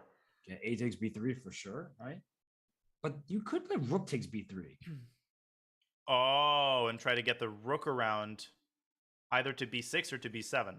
And I'm claiming that not giving you queen a1 is so important that I'll leave myself with isolated pawns. And as you're pointing out, the rook can just jump up the board and cause black some issues. Well, this is the moment of truth. How many people would automatically play a takes b3? That's one of the hallmarks, the Nihal marks of incredibly strong players, is that they never make moves automatically. They always question whether knight f6 they should make a move quickly. Knight f6, king h6, and Arjun is deliberately sacking back the exchange. Oh my gosh. I mean, this looks so impossible, and yet here we are and having to calculate. Wait, but what about knight f6 and rook b6? Rook e1 check. Yeah, but king h2, I thought there was like queen d2 in the end. Queen c7. Rook b7. I think actually that looks very good for white. Oh, rook takes a2. Rook takes a2. Oh. Knight g8 check, and it's probably a draw. Oh, knight g4 check? I don't know. We're about to see queen f6. Oh my god, that's nuts. Oh, we're seeing it. Nice. Oh, and this time he's just going to lose. So king h8. Or as you like to make, the sound you like to make. Knight e8 check after king h8. Oh, just take on d6? But then don't take on e5 because black recaptures with check. Knight e8 check is awesome. And then knight d6 and queen h8. King f8. No, wait, knight e8, king f8? Okay, come on. What? Knight h5. Knight h5. King h6? Queen g7. Take? Rook takes d6. No, I understand my king is out on h5. Okay. Right. Okay, Nihal down to 10 seconds. Yeah, He's trying to find that checkmate. I think he can't find anything totally forced, and he does go knight h5, and we're going to see that go down that line. Okay, but he can also just go knight f6 back if he's concerned about anything. He goes here, take on h5. G4. Oh, gosh, it's me. Beautiful. That was so crisp. Well, I'm going to be honest. Oh, did Arjun just gesture? I feel like it was the first time. Right, he has shown any motion in like the JSCC. Yeah, he's like, what am I doing? What was that? And there was one other time where he showed emotion as the first victory of his, game 2. I could sense him breathing a little bit easier, but that was not a happy Arjun. That was an impressive game by Nihal. I mean, that exchange sack really set the tone, and taking those 30 seconds in the end and finding that line all the way up until G4 was really a true sign of a professional. Nihal ties the match, but Arjun is still in fine shape. There's 18 minutes left. This is a big 18 minutes. We're going to get probably 3-4 games in. Let's see who can finish the 3-minute segment with momentum. And Arjun puts his knight on h4. He wants the bishop pair. He doesn't necessarily have to take on g6 right away. He can leave the bishop there for the time being because it's not going anywhere. You can just capture it later. So he does play queen to b3. I like this setup from Arjun. I think after a loss, this is perfect. It's solid. You're not risking anything out of the opening, and you can just sort of get the game that he wants. Because what does Arjun Erigaisi do? He not only is a fantastic tactical player, and I think that's what he often is considered, but he's a great positional player as well. I'm not doubting that he's a great positional player. It's more that G3. I'm quite worried that black can throw an E5 in one of these positions. Nihal goes F5. Yeah, why not? Just look at that pawn formation. Wow, that's kind of cool. I don't even know what to call that. Looks like a spider web or something. Yeah, I'm just trying to wrap my head around that structure. So anyway. Do you go bishop h6? Like, how does black follow up? Bishop d6? Okay. He's going to throw an f4 no matter which side white castle's on. Well, especially if white castle's king side. And you can't castle queen side because knight takes d4. Exactly. So maybe you should play knight f3 first. Queen b5. Just rerouting the queen back to the center. Yeah, back to d3, and he does go f4, and he discourages white from castling. Is there g4, or are you just gonna play f5? He does play g4. I feel like black should castle at some point just to facilitate, the kingside attack. The question is, when do you do it? Like, you don't want to do it too early, or else white will start attacking it with c4. But c4 also gives up d4, of course. Yeah, you don't really want to give that pawn up. But your point is still that you I would castle protect here. the pawn and then play c4, and the bishop on g2 opens up. Huh. Nihal is in the tank. He's down on the clock again. He's been pretty consistently down on the clock in these openings. Yeah, it's not an easy position to play right now because castling Not at queenside, all. as you're pointing out, looks reasonable. He goes directly for that. And can Okay. just ask, like, can white at some point think of playing g5 himself just to stop that pawn on f7? Yeah, no, definitely. It's no real need to, I guess. I think, yeah, Arjun is castling himself. If black ever plays f5, the e6 pawn will be an immediate target. True. I think the players have essentially signed a truce on the king side, except white is really the one who can squeeze some juice out of it with a later h4, or he plays it now. A current h4. Right. I like black here. Excuse me, white. No, after h4, I really like the way this is going. But I like Nihal's play on the queen side. I think he's going to go like king a7 and b5, and this is coming really, really, really fast. White's king concerns me. Yeah, knight c4, queen b6, bishop a3, all of it happening at once. But look at that move, because now queen b6, queen c2, I can capture your knight. True. Queen a5, hitting a2. We're probably going to see king b1. And is he trying to provoke weaknesses with something like queen b6? Because you don't have queen c2 there, because knight a3 check. Now, b3 is not the end of the world, but I can totally see why Arjun would be cold about playing a move like that. Yeah, and then rook c8, maybe knight to b5. All of a sudden, that pawn c3 may not be long for the board. Yeah, you don't want to give Nihal any additional targets to attack. What else can you play here? Because queen b1, there's knight takes b2, looks like a potential move. Yeah, I'm not sure exactly what Arjun is thinking about. I think he is... Didn't queen b6, right? A rook I c8? think he's setting up bishop a3 or something. I'm telling you, this attack goes really, really, really fast. And if you go queen c2, you might walk into knight a3 check. Yes, and rook takes c3, and the f3 knight is loose. So in like all these positions, my lands. knight d2. How about knight b2 and queen a3 check, and rook takes c3, and where does Yes. the queen go? Nowhere good. You're lost after knight takes b2. Yep, just remove all the defenders. Lord, this is 0 to 100 in about a millisecond. And Nihal finds out. I mean, he was spending a little bit of time just to be sure, but there was no way in my mind that he was not going to find this. No, but queen a3, there's still king a1. And if rook c3? Then queen b1? Oh my gosh. If you I know survive that I'm not going to win any beauty prizes with that line, but I'm still in the game. Queen b1 and queen b2. What in the world is that? Can I just double my rooks in the c file? I could play knight b3 or something.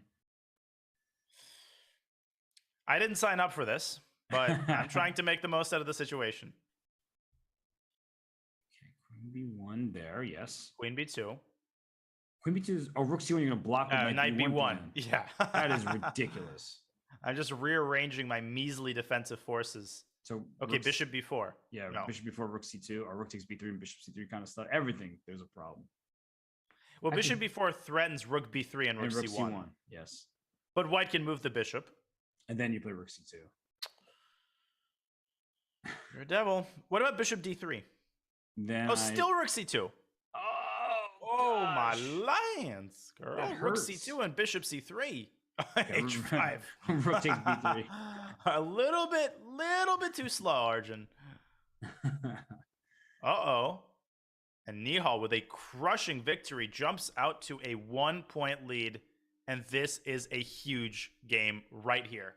And you can just look at Nihal's body language. He's feeling so much better right now. I mean, he was out of sorts. Now he's at +1 bullet. He's the favorite in. So with only 12 minutes, 20 seconds remaining in the 3+1, he has to be feeling great about his chances. I mean, the best basketball teams are the ones that close quarters really well. Like the last 2-3 minutes of the quarter are critical. And Nihal, I've noticed throughout all of his JSCC matches how good he is in the last 15 minutes of each segment. It's a skill in and of itself, and he seems to be clutcher and clutcher the closer you come to the end of each segment. That's not really a word. You're maybe all good. the new edition of Merriam-Webster's, you know?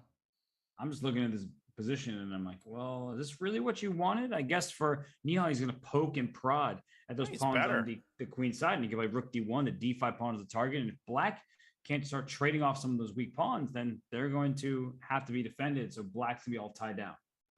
I think Arjun is a little tilted here. And as tilted as Arjun gets, which is not very tilted, not Naroditsky level tilt, but I feel like he went very quickly for this type of position and now realizes that he has a very thankless task. He's got a target, and White can attack that target for all of eternity. A great decision to play queen c7 because you defend the a7 pawn tactically.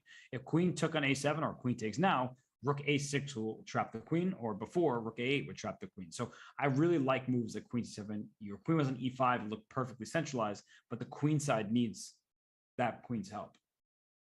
Yeah, as someone in the chat, no, Arjun does not look like he's about to throw the mouse. That's for sure. I don't think Arjun has ever destroyed anything in response to a loss. No, he just destroys his opponents in the next game. That's exactly right. No. Rook a d1 is coming. And c4 is now a threat. And then I was wondering if d4 would be a reply there, but it looks like White has enough firepower covering. Yeah, it takes a lot to just figure this out. I'm not a numbers guy. Okay, g4 is definitely a possibility here. I feel like Nihal's going to go a4. Just throw that one up the board. Mm-hmm. Drum roll, please. I'm trying to calculate real quick. If c4 here, how are you going to respond to that? Oh, you have a check on b8 at the end. Right. Uh-huh. And he plays it, and they're going down that line, and you were absolutely right. And he's winning. Yeah. Oh my God. Really bad. Rook takes d7. Oh, no. You don't give a check immediately, because then queen f8. Queen f8 is a really clutch move. You start by taking, and if knight d7, there's queen c7, which is totally devastating. Right. And Arjun is reeling. It's really, really bad. I mean, queen c7, you can't play a move like b5 because then bishop c6 takes advantage of the pin piece. No fun. What is the catch? I mean, queen c7, what does black even do? Maybe king f. Yeah, g6 does prevent bishop g4, but what it doesn't prevent is White from just like snacking on all of the queenside pawns. Yeah, mowing down those pawns. And the problem is bishop c6 is a threat after the pawn b7 is captured. So you might have to spend a turn just getting out of the pin, and then you're losing all the pawns. Right. Does black even have a move after queen takes b7? I don't see one. Queen d6, I guess, and then knight e5. All right, so I actually... Oh, there's some counterplay. There's some counterplay there. But I guess even in that position, like queen b7, queen d6, I play queen a7, you play knight e5. I can give you a check on a8 and park my bishop on d5. And then I'll put my knight on d3 is kind of my idea. Like, let me just get some counterplay. So Nihal induces f5 in order to create the permanent weakness of black, saying he thinks he has enough time to do that, and he probably does, given how tied down black is. Yeah, king f8 protecting your queen so you can move your knight. You're still going to lose multiple queenside pawns. If Nihal wins this, that'll be 3 wins in a row, and it's never good when a player scores a hat trick in a JSCC match. Nope. Doesn't bode well for his opponent. And still can't push the b pawn because bishop c6 will win the knight on d7. It's pinned to the queen, so king f8 has been played. Finally unpinning his knight. Nihal down to 50 seconds right about now, so he's obviously better. But with the time crunch, that gives Arjun chances. I mean, both of them have pulled off some improbable saves in this game, so no need to despair if your Arjun material is currently equal. So it's really not the end of the world. Bishop d5. Or kind of is the end of the world. Queen g8 is always unpleasant. Yeah, you can't move your queen away from e7 because the knight on e5 and the pawn on a7 both need tending to. And why does this plan of just pushing up the a pawn and trying to fix the pawn on a7, which just adds to black's problems? King h6. Oh, queen e... No, I don't think you want to trade queens because there's knight d3. And Yeah, he just wants to take up a free pawn. Greedy, greedy, greedy. Yeah, this is... The problem is that black is... The king is not in imminent danger of getting mated, but black can't really get too active because you can't really abandon the king. Then you'll get mated. Maybe this knight needs to go back to g6 at some point. Yeah, I can get behind that. Especially with the e-file being open. You're trying to land a queen e1 check. 20 seconds now for Nihal. Is he thinking about, like... No, queen e6 check is not that scary. No. I don't think the endgame is actually... Might not even be winning. 10 Right. seconds. Nihal's going to move. Gotta make a move. I think he's thinking about where to put the bishop. He puts it on e6, and the eval bar doesn't like that move. Queen d6 potentially, or queen f6 Queen also. f6. It's a game. 3 seconds. Oh my gosh, Nice to f3. see 8. Hey, black can get counterplay to the point where where black has a strong attack. So FGs are then. But FG, you just take c5. That's really frustrating if you're Arjun. So And bishop F3, defends this key square. F3 apparently a mistake. Yeah. Okay, but he needs to move. 3.8 seconds left for Nihal. Queen d6. There's queen d6 check, very likely. Although I'm Yeah. not super afraid of that, all things considered.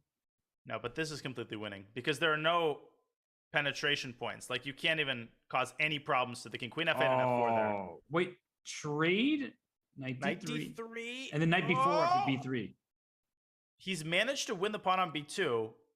So this is not trivial. No, if you can take the E and the A pawn and leave white with the H pawn, then it's a draw. But that's Oh! knight Oh my F. god, he's getting himself down to like 1 second.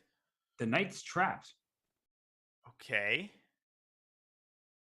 I don't. So like do you H5. go h4, Wow. fixing the pawn on a light square? Now bishop f3 is coming. right? And it's over. Yeah, you let the knight escape, but you win a second pawn. Yep. Just exquisite. And this is resignable. Push them all. Bishop f5 actually was a better move even than. And he just first, resigned. What a game. Nihal Sarin, 2-point lead for him. This is must-win territory for Arjun. He cannot keep losing and be down 3 entering bullet. No, absolutely not. And oh my lands, how the tables have turned. Arjun just had a 1-point lead, a hat trick for Nihal. And with the white pieces, Arjun, he must strike. I agree. So he plays rook e1. He's playing solidly and in the center. And b5, just attacking the bishop. You could play d takes e5, but then there's knight g4, and that would actually cost white materials. Sometimes people think, oh, just take your pawn, attack your knight after you take my bishop, but you have to look for those jumps. So I'm always afraid of playing this from the black side because of the possibility of bishop g5. And then you have this idea of going h6 g5, white sacks on g5, and you get ridiculous complications. But in this case, Arjun doesn't rush with bishop g5. Yeah, bishop g5 is just a scary move for black to deal with because you want to deal with it directly and then you regret it. So we see a trade on d4, knight b4 is off on the plan, and c5 as a follow-up. And the bishop can't go to b3 because you drop the e4 pawn. Yeah, so you're going to have to part ways with your bishop. And the question is, how are you going to do that? I like bishop g5. I'm always biased in favor of that move. And then maybe getting this knight around to d2 rather than c3 because that could stumble into b4. Fair. So now Arjun's thing. So we've seen this a few times in recent games where he plays very quickly in the first about 8 moves, and then he starts thinking right after. And so Nihal has the lead in the clock, and that's good news for him. But as we've seen, he's happy to let his time advantage slip if he feels like it will help him convert. So he trades on b5 to open up the a file, which means there's pressure on the bishop now. And the tempting move for black is to play b4. Where is the knight going to go if black plays b4? I guess the b5? Bishop b6? And then I guess you take and go bishop g5 finally. Yeah, the knight might get trapped over there on b5. Right, It's that's my close. worry. b4. That's my major worry. What other moves are possible there after b4? You don't really want to move your knight to like a4. That looks weird. Nope. I think Nihal might be trying to figure out that very same thing. Is there queen b3 after b4? Oh, I don't know if it's good. it's interesting. He goes knight b5, but he's going head first into this line, and I'm very worried about the knight getting trapped here. Queen d7 and bishop c6 is a threat, as well as c6. Opening up the bishop on b6, but opening up the d4 square for the knight. And look at that pawn on c7. That is a problem. Yeah, it is. But let's say I go something like rook e8. Then I ask you why you're making such good moves. My idea is to meet knight d4 with bishop takes d5. Right. And White wanted to play bishop e3 and trade off the dark square bishops, but you aren't quite in time with queen to d7. Okay, so knight d4, rook e8. Fair enough. Knight takes d5 as a threat. Yeah, knight d5 and bishop d5 are both threats. So Nihal or Arjun repositions his knight to f5. Very annoying to deal with knight there, that's for sure. Yeah, you don't want to go g6 nonchalantly. I mean, if you're going g6, you want to make absolute sure that you have factored in the drawbacks of the move. He goes h6. What? Whoa. That is very bold. I mean, that invites all sorts of shenanigans. Like bishop h6, queen c1, and go for a checkmate. I feel like there's something here. Knight g7, queen d2. I think that's Nihal's point. He's trying to provoke Arjun into spending a lot of time. And Arjun was queen d3. I see. I like that restraint. He's still aiming his queen towards the king side, but instead of some kind of sacrifice or just making your intentions overly clear, plays queen to d3, and you're pointing out the bishop can fianchetto. Yeah, that's a very simple idea and a very powerful idea. b3, bishop b2, and you're aiming all of your horsepower and firepower at the black king. So what can black do now? Because you can't play a king move. King h7 runs into e5. Yeah, h6 was a bit of a panicky response. Maybe c6, just out of desperation? Yes. So I think you might have to. Is there a threat of a sacrifice on g7 or h6? Like what's the knight g7, king g7, knight h4, something like that? I think that Nihal would be fine with, because that doesn't really threaten knight f5 due to queen takes f5. Good point. So I think that the main threat is b3, bishop 2. Black has 2 tempi. I just don't know what he can do with it. Well, why is the queen on d3 important if your plan is b3, bishop b2? You're asking questions that are above my pay grade. Okay, knight takes h6, I'm sure is tempting. Oh, yeah, it is. I would stick with b3, though. I feel like this is such a strong idea that there's no reason to reinvent the wheel. And look at the clock. Nihal down to 15 seconds. Exactly. He's down a full minute. Arjun has to cash this game in and bring this match to within a point. And knight takes e4 fails, because after rook takes e4, queen takes f5 is rook e8. Great point. Bishop b2 threatens checkmate. Oh, gosh. Oh, now knight d4. H4 or d4. Oh, knight d4 might blunder the d5 pawn, so I blundered. Oh, bishop takes d5 and the rook is undefended. That's right.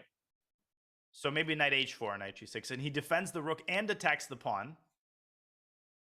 And queen takes b4, free pawn. Still bishop d5, though, no? I guess you get away with it. So he goes back to d4, so he goes into e6. You can play f4, f5, and then knight e6. Or you can snack on the pawn first, which he does, and then maybe go rook c1. So many targets. You know, so many moves. Rook c1 hangs the pawn right now on e4, but that's the idea you'd want to execute. Knight f5 and Nihal's knight g7 and queen g5. Just missing it right now, Arjun. Nihal's gonna flag knight h5. Why is d4. Arjun's playing too passively here? No, takes a knight f5. Come on. Will he do it? That's the big question. Knight f3. All right. And, oh my gosh! If Nihal escapes this, are you I don't like me? anything that Arjun's doing here. He's giving Nihal knight f5. Way too many chances. King g8. Queen a5. Knight g7. Knight g7. Just. Knight G7, Queen G5. Okay, Queen is also fine. Takes it, but bishop takes c8, and somehow black is holding on. And Queen C5 Okay, at the end of that. Maybe just rook d1. Queen Z5, 96 check. Oh. Oh my gosh. Okay, but the king was... How is Nihal doing this? Knight d6. Anyways, bishop b7. Queen D5 check. Oh, and queen h5. Yep. King g8. It's still not totally over. Wow, this is unbelievable. And he's down to 13 seconds. Whoa! What is that?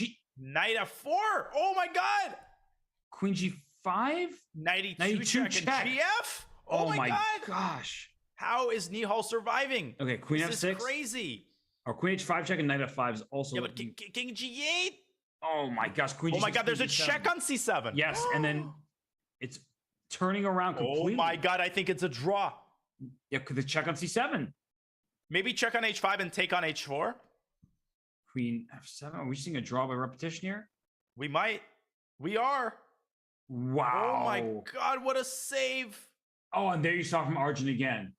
He like did the lightest desk slap in the world, but I saw it. And he's just like, I cannot believe it. He had that game.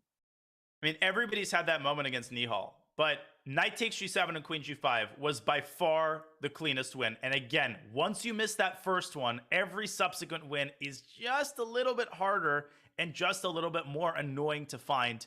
What an unbelievable final clutch result by Nihal. Right, and bring the king to h7, the knight to f4, finding every last tactic that made Arjun's life that much more difficult. So we enter the bullet portion at a score of 9-7 in Nihal Sarin's favor. He is the 1 seed. He is the 2-time reigning JSCC, there we go, champion. And will he make it a third in a row? That is to be determined in the bullet. This is the Junior Speeches Championship presented by SIG. We will be right back.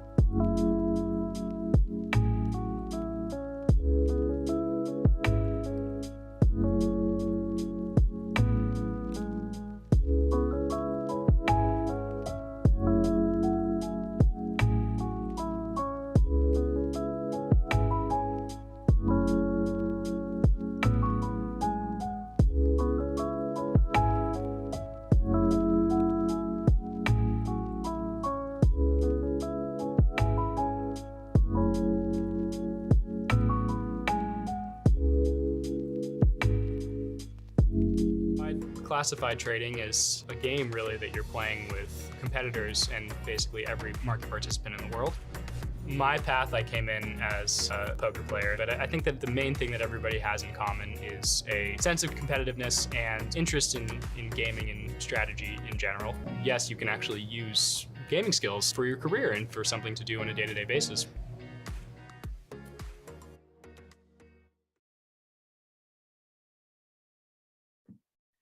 SIG is a global quantitative trading firm that uses strategic games like chess to improve their decision-making skills. From corporate chess teams to podcasts to blog posts to collegiate chess sponsorships, see how SIG employees bring their love of chess to work every day at sig.com/chess.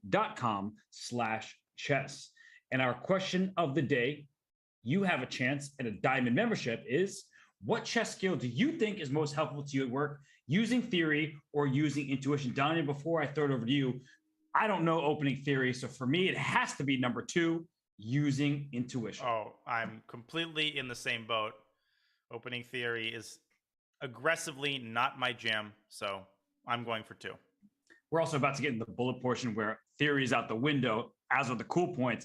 And now you're putting cards on the table and you just got to play bullet that's in front of you. And Arjun has a pretty tall task ahead of him. He needs to not only stay equal, but he actually needs to erase a 2-point lead, and he has to try to do it early. He cannot let Nihal win the first or the second game of the bullet and get this lead up to 4 or even worse, because Nihal does not let go of 4-point leads. No, he does not. And we see the pawns going forward for Arjun. And anytime pawns go forward, that means the center could be collapsible at some moment because you don't have a pawn chain going on here. But I think I've inspired Nihal in the worst way. It's like a bad hippo. Yeah, D4, E4. Ugh. This looks terrible. Like take an F5. Just throw your pieces forward. It takes a Queen G5 also, maybe. Oh gosh, Bishop F3 has to be played. G3 and F4 maybe. But knight E5. I mean, you might just get destroyed on the D3 pawn. With G3, I play F5, and if you play F4, I'm taking your pawn. Yeah, that is a small problem as well. He plays Bishop H3 to prevent castling. Okay, if you're Arjun, you have to play F5 ASAP just to open up the center. And here, it's next move. Before Nihal finds a way to consolidate. I don't see a way to consolidate now. Bishop Not G4. Consolidate. Right. Bishop G4. Bishop G2. F5. Castles. Then take a 95. Castles. Yeah, but I castled. Yeah, you win. Sorry, my bad. My bad. All right, you won. resign. F5. Automatic. It's crushing. I mean, this is... Why is it only +2? Is it knight D2 or something? I guess you can get away with that. Okay, well, now just take and take. No, knight D4. Oh my god, Nihal found a trick! Wow. Unreal. He found an incredible tactic. He is a magician. And Arjun takes him as E3, still trying to go for the still king an initiative. On G1. Yeah, black still has a very strong initiative. But look at the eval bar. It's showing zeros. White is as good as he's been all game. Wow, F4. That's a big move. It doesn't look like a great move because I see that pawn E3. Yeah, I don't know about F. I don't like F4 at all.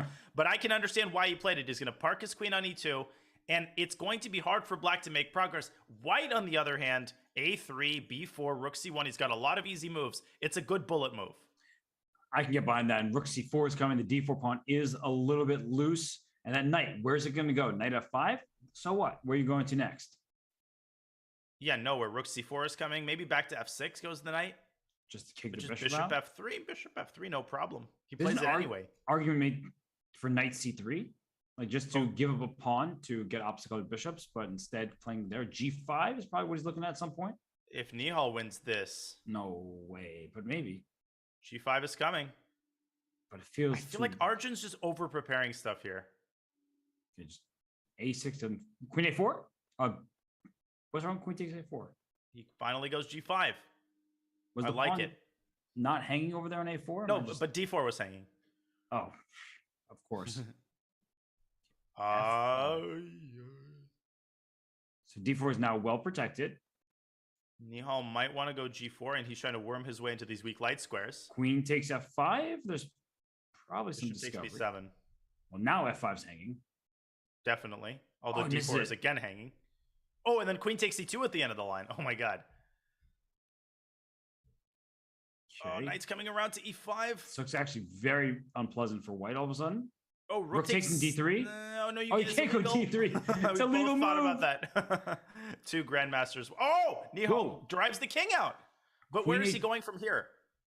I can't go queen h5. b2 is hanging, so he goes king h1, queen d2 Oh, and Arjun anyway. forces the queen trade. e2. Yep, it's crushing. No penetration squares. Look at that knight. And it's over. And Arjun wow. wins the first. And we keep talking about these kind of offbeat openings that Nihal's playing. He just got punished for doing that. There was absolutely no need to play what he played. He could have played anything that he played during the Blitz, the London, the Collie. I don't understand why you need to overcook it by choosing something that's dubious. That's not his style. Yes, and now we actually are into our mainline theory here. The pawn on e3 could be a bit loose in some positions, but you're always ready to strike with e4. So the bishop snakes back to f2, covering the pawn e3 and d4, and then we may see e4 later in this game. Yeah, this is a good opening for a bullet game because you can make a lot of moves fast. It's a very schematic opening, and he castles queenside. So he still wants to play e4.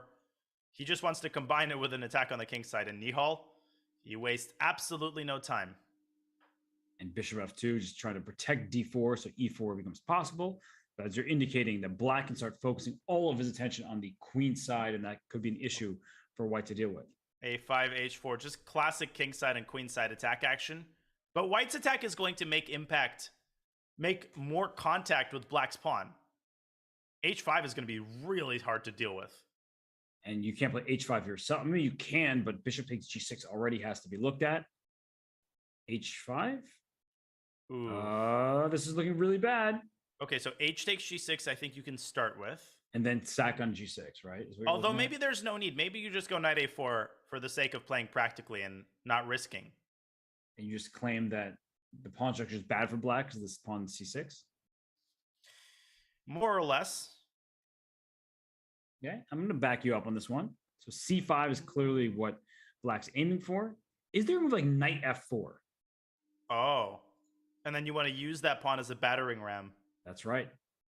And I stop c5 completely after knight f4. White has the ultimate goal of like getting this rook to h2, but that's going to take forever. Rook h8 can Bishop fight for the h pawn. Okay, not immediately, but bishop e5 is kind of a threat, and Nihal finally goes c5. Okay, just trade queen d2 now. And e4 could be a threat as well. Oof. Oh, e4 is a huge idea. But then rook h8, I don't think it's the end of the world. It's amazing because it looks just winning. You win a pawn, or you go queen h6 with checkmate ideas, and yet it's like, Right. no problem. Will he trade rooks? No, he keeps the tension. He wants g5. That pawn is going to be a sitting duck. Yeah, that pawn's probably just a goner at this point. It is. Nihal has to brace himself. Bishop He's down at 9 g5? seconds. Yes, that's a really annoying pin. Now Knight e4. Now e4 looks terrible for Oh, black. gosh. Or knight f4, your move too. He goes to d4 instead. That's a little bit less precise, but it still looks really good. f4? Or bishop f4? I don't know. I'm always in favor of going e4.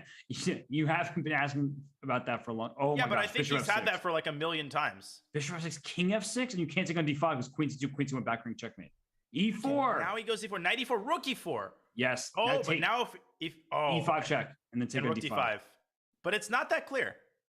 Rook b3. Maybe just give queen e4 check. He didn't squeeze as much out of this as I thought he would. e6 Oh, rook c4 is great. takes in queen d7. Okay, goes queen e4 instead. Queen e6. Don't go f5. No, that'd be a blunder. He wants f5 now. But Nihal's got chances against White's king. Ooh, okay, take on f7 with check. Opening up Black's king. Queen e4 check. Oh no. Rook c2. Then rook e1. No, queen d7. Queen d7. Oh, queen e7 also. It's probably a draw at this point. But I think Arjun has to be okay with it. He is still only down by 1 point. Move! Wow, we're gonna move rook d1 and we see a draw. Oh, Nihal finds a perpetual. Amazing. Oh my gosh, that was close. That was very close. And it was close. Arjun was close to flagging, but he was winning multiple times. That must be frustrating. Arjun, I didn't even look at his rating, 30-50. So he's been fighting and gaining rating points. And Nihal down under 3150 is a travesty. But Nihal, obviously a great player. God, Nihal's so underrated. It's unbelievable. and f5. We got like a stonewall looking structure, except there's a b6, bishop b7, fianchetto. But either way, that knight on e4 is deeply entrenched there, and now the second one's coming to replace the first. And I like Arjun's position again. I think he's doing a great job in these bullet openings.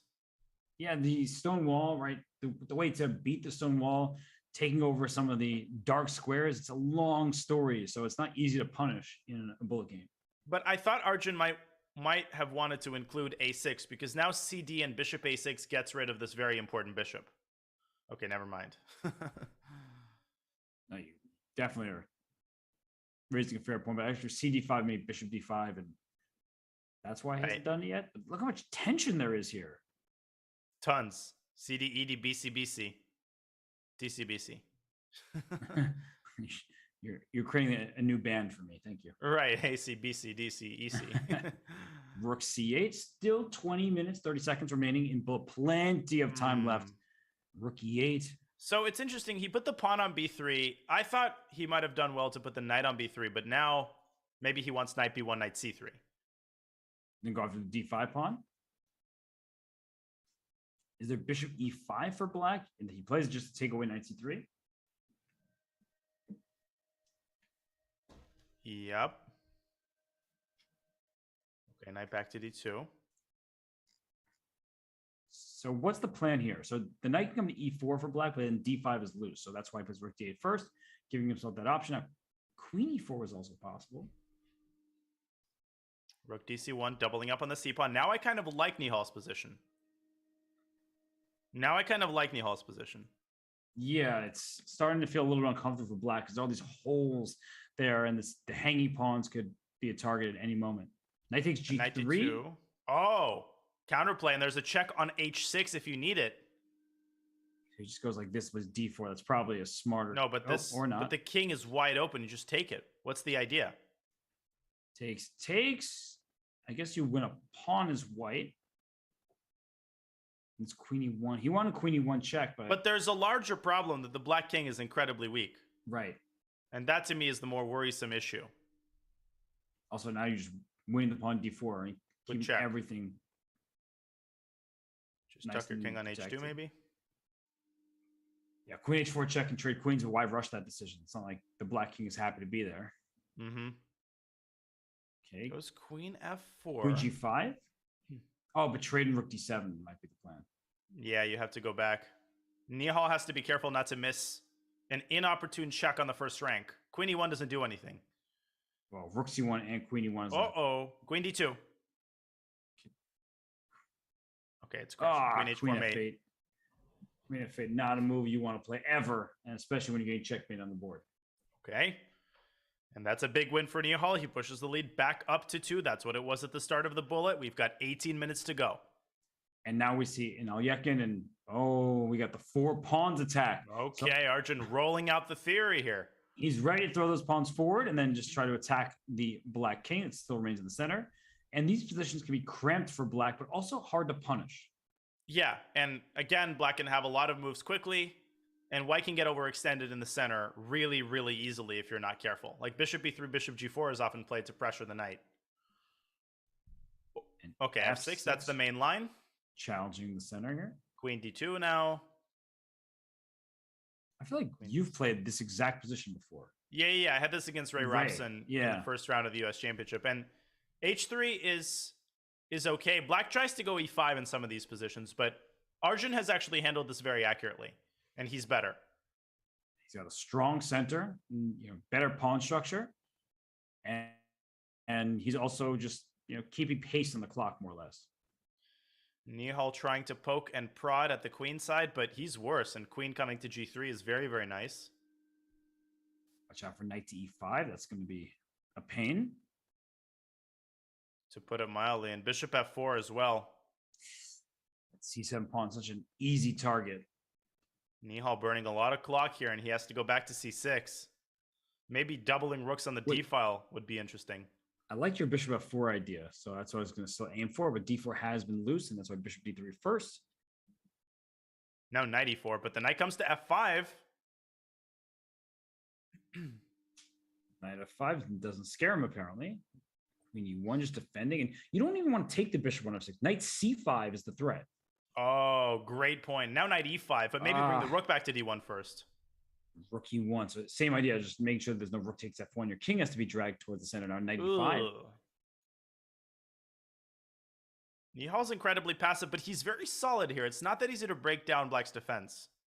E6 is hanging though. And knight takes E6 you can play because D5 will be the follow-up. Yep, great point. You got to take that pawn. This is your big chance. D5, cementing the knight. Queen E5 type of ideas and bring your rook to G3 and go for checkmate. Yep, Queen G5. Similar. I thought Queen E5 was more accurate. I thought your move was just more precise, but this still looks winning. Rook G3, just in time. Rook E7. Black is still in it. Okay. Rook F3 here. Yeah, but now you're going to double. Rook DF1. Oh, knight E3? No, rook takes F6. Close call, but not quite. It almost works. Oh my goodness. I mean, just feel like there must be something here, and yet no immediate knockout. Queen F4. G4. He wants G4, yeah. What a move. Oh my goodness. Okay, now it's completely winning. G4. Yep. Queen F7 check if the knight goes H4. Queen F7. Okay. Oh, he wants King H8 after Queen F7. Oh, wow. And then knight takes F3 would have been checked. Now Queen F7. It's not like as clear cut as he would have liked it to be, but it's completely winning after rook takes B7 and then go for the ladder mate. Rook C1. Rook C8 is unstoppable. It's over. And King E2, Rook C7, anything. Rook C7, and you're going to just, nice move. Rook check. Yeah. And the other rook checks, and then you're going to give a check on the 8th rank. Oh, he pre-moved Rook H7. That would have been a little bit dangerous, but okay. I wouldn't pre-move anything here because you can always miss a fork. And Nihal resigns. A huge win for Arjun. Yeah, 14.5 minutes remain in this match. It's a 1-point lead for Nihal Sarin. So every time Nihal gets the 2, Arjun drags it right back down to 1, and Nihal's back to his London system. Mm-hmm. Okay, 95. And this I like more from Nihal. Just, he's going for a position he's comfortable with, and he's been performing very, very well with it in bullet. Yeah, and you can take on E4 with the bishop, and that puts a pawn in the bishop's path on B7. So that bishop on B7 done, it's never a particularly great piece, although Black is obviously very solid right now, trying to go for bishop A6. I'm not enthralled with the fact that they have this position in bullet, but I'll take it. The single most exciting position I've seen today. Right. Out of all of the Londons you've seen today. Yeah. So a lot of competition. Very instructive moment when Arjun put A5 and then bishop A6, because the bishop was not a good one on B7. And now we're just seeing some trades, some simplification, but white is striking first in the center. That rook on A6 out of play, now working its way back towards the center. We saw a very similar blitz game to this, where basically the D file opened and Nihal was better positioned to take advantage of it. But Arjun playing super, super fast. He's up 20 seconds on the clock here. So that could be quite important as the position sharpens up. And these pieces are all going to be staring down the center here, like a rook coming to D7. But D takes C5, good move. Queen takes C5, rook takes C4, and white controls the open file. So white has to be better here. Without question, this was a great opening choice. And this is extremely similar to that endgame they had, which ultimately ended in a draw. But this time, though, the pawn is an A4 for white, which means B2 is more of a target. True. So this is a lot closer to equality, is what you're saying. And B4 looks like it takes advantage. Well, and if rook B7, you can't play B4, so you've covered that. And okay, we'll just trade it. Rook A2 draw, yeah. Now rook D8, then rook A takes C5, and then there's rook F4 after. Uh-huh. Oh, but good call. You were trying to get 2 rooks on the 7th. Ooh, but white's now trying to get something to somewhere. Nice move, G5. Really, really good move. Just slicing off that rook on C4, which is now kind of stuck in place. And by the way, there were ideas of going rook D8, rook D2, if white is not careful. Like king G6 and then rook D8. That's not pleasant. Rook takes E6 is a threat. Do not blunder that pawn. No. But he wants rook D2. He's playing for a win, is Arjun. Why not? You look at the clock. 7 seconds for Nihal. You got to go. Nihal totally did not expect the black and play for a win here. Rook E3, perhaps? And then G4. Yeah, probably. And rook no. But and G4 back is to rook E4 back. Exactly. So king G6. think he's gonna pull this one out. Is Nihal? I don't know though. It's still tricky. Arjun is thinking he's got to go king g6 because rook f3 is a big threat. He plays it, and rook with a g4 maybe. Oh, G4, and there's a backring mate. Oh my God! There's rook a1, rook d1. Yes, exactly. Bring both your rooks down. Catch. He plays there first. Oh, rook e1, which is also winning. F4. Yeah, and then rook a1, f4, and rook a1. Rook d3 though. No, that wasn't the move because now he has f3. He should have taken it. Oh my gosh, you don't want to give yourself double pawns, but it still looks winning though. He can take a4. Take on a4. Rook e4. Back. Oh, why did he give up c4? Why did he give that up? He made a mistake. He doesn't have a lot of time. But now e4. E4 is coming. Rook d. Oh, he's rook h3. No, but then rook f2. Yes, you're just in time. Or actually, rook e1 checking e3 or e3 first. I don't know. And f3, something. Mate, it's mate. Rook g1, rook e2, rook e1. It's a tie match. That's what it is. Oh my God, what a mating sequence for Arjun. How did he win that endgame? And Nihal wraps his head with his hands and he's like, I can't believe I lost that. Well, Arjun, look at him. It looks like nothing happened, right? Just another day at the office, and we're getting this line here. If e5, I wonder if we're going to get the d4 variation. After b6, d4, bishop g5, queen can always slide away to g6. So now there's no bishop g5 at all. Right. So bishop e2, Arjun playing a little more conservatively. And I've never been successful with these lines just because of the ruined pawn structure. White has to play very dynamically here to justify that. Bishop e4 hits that rook, moves up, and yeah, c5 was an idea. Now it's out. Oh, wow. Bishop a3. What a way to develop your bishop. Yeah, Arjun's kind of floundering here. I really don't like the way he's handled the opening in this game. Looks good for black. Better pawn structure. C5 at some point is coming. C5 for white was an idea as well. Okay. Yeah, even taking better. before rook e8, all that stuff. The bishop on b7 is a monster. Nihal has only lost one match in his JSCC career out of 12, and it was the very first one he played. Was it against Wei Yi or something? I think so. I think it was against Sevian. Oh, wow. All right, so knight c5. Oh, that was c6. Oh, bad for white. This is not an opening Arjun will be repeating in the rest of this match. Just or ever again. Up the score, he's getting a position that's horrendous. So knight b3 is a good move. c5 doesn't quite work here. I guess rook takes d5. Maybe you prepare it with rook bd1. Good call. And but a5, preempting it. Then c6. But then just ab. Oh, cb, bishop b7, bishop d5. Wow, what a line. Okay, he's making space for the knight to migrate around to e4. I like that idea. Should black play e4 first? I would probably go a4 and knight c5 anyway, and then try to get f5 in. I'm going e4 here. I guess you give the d4 square if you play e4. That's the huge downside. I was just not doing it because Robert House was doing it. Oh, and, well. You know, I want to do cool things. Okay, well, queen d6 played, taking control of the c5 square. And preparing f5, by the way. And f5's played. And he's taking away this very important square from White's knight, which now has no prospect at all. Well, these pawns in e5 and f5, if you're not paying enough attention, they could become quick targets. Wait, why is White better? Wait, what? Was it like a c? Maybe like knight d4? Oh, you're absolutely right. There was knight d4 briefly Oh, knight there. c6, knight f5. That was really hard to spot, though. Okay, now rook e2, I'm guessing, will be played. He's trying to go d6. Oh, that could turn this game around. And that king on h7, what's he doing there? Oh, he walked right into a pin. Oh my gosh, there's going to be a sack on d7 at some point. Now White is better. White's got the initiative here. Bishop f5.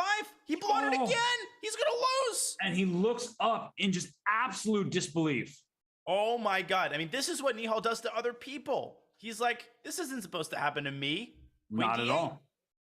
Queen d8 would have traded queens. Now it's not over yet. No, good move there. e4 trying to open the position up. And Arjun down to 11 seconds. Queen d4 trying to trade queens. And he's going to take on e4. So now it's queen trade. Everything comes off. GF, rook f1. Oh, FG. No, FG just trade rooks. Oh, what am I? Oh my God. Sorry. What I'm saying. No, I mean, you might have to, but oh, this is just losing. Rook e3 coming, I guess. Rook d1. I mean, you want to trade rooks. That's the safest way to win. Oh, and he forces the rook trade. Great move. 650 left. This should be a win for Arjun. Rook b1 is possible here. I mean, there are plenty of moves. Rook c1. King F2. Don't go king F2. Oh my gosh, he had a 4. But he gives up F3. It's not over. He's got 1 second and he blunders another pawn. Oh Where's my he god. going with this? If Nihal pulls this one off. B6 is hanging. Rook takes B6. Oh, why are you getting past him? he Give him takes another C3 pawn. and another one. Oh, but he's gonna lose King a piece. D4. He's gonna lose a piece. Oh, or is he? King B4, King takes A3. No. He's got this though. I don't know. He's gonna put the pawn on B5 and defend it with a bishop. But the rook can attack the bishop. Oh, rook Rook E6. Rook Oh, E6. bishop D5. Rook E7. And then A3 and bishop C4 and A4. Oh Right. my god. He got it finally. What a ridiculous sequence. Wait. But Nihal's gonna make a passer and use the bishop to sack it for the A pawn. So The you king's gotta go. coming back. Yeah. Oh, and just in time. King F2. Okay, yeah, more than just. Rook F7 and rook takes F3.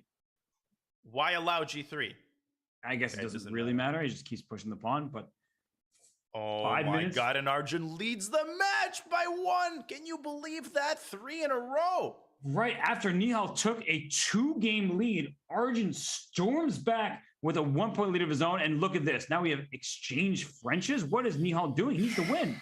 He needs to win, and he plays C4, so he creates some sort of an imbalance. It's an IQP, and he likes these structures. But Arjun, he's so solid here. I don't know if I like this opening choice, and bishop takes H3 might come. Oh, that would... Okay, if Nihal loses this game, no. His chances might be out the window and starting to look bad for White.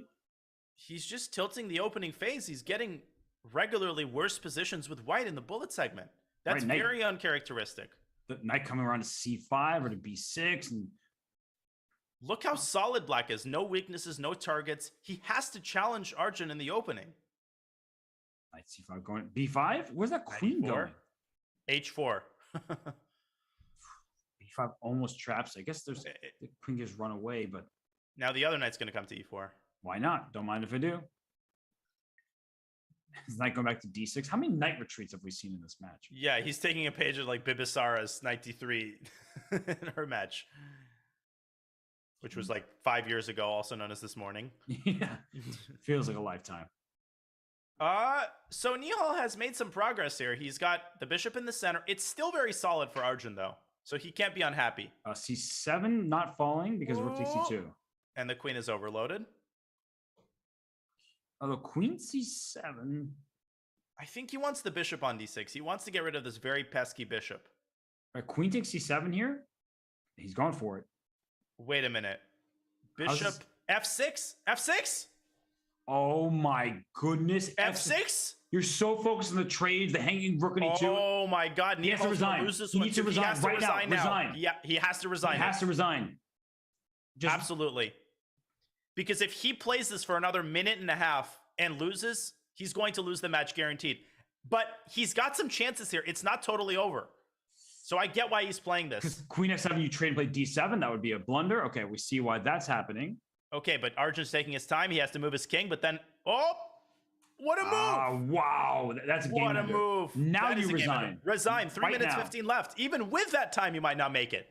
But I think he had, like, if he plays a quick game and plays it well, he has enough time to get another one. You just got to give up. Okay, but he's clearly upset, and I don't think he's looking at the match clock right now and thinking straight about how to maximize his chances.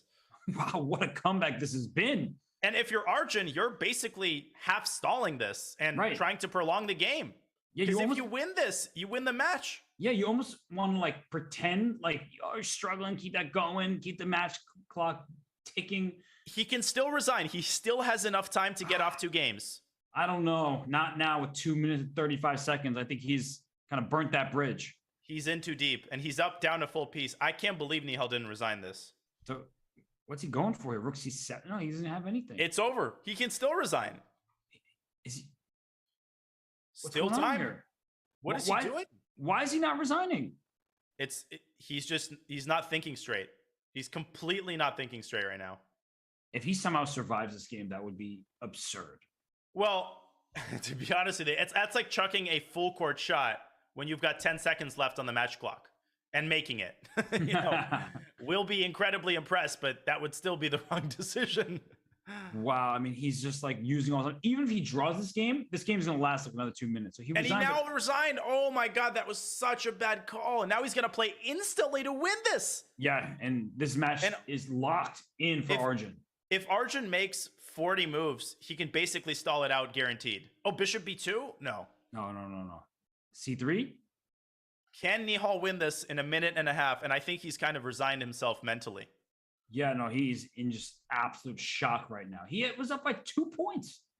And Nihal, who I said that he should get into the bullet at least tied.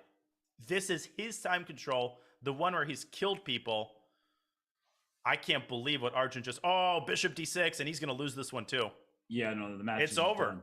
The match is done. And Nihal not only that, is just emotionally destroyed here. Nihal, he's dropping a 3,100 bullet. I don't think I've seen that in like 8 years. I know. He was...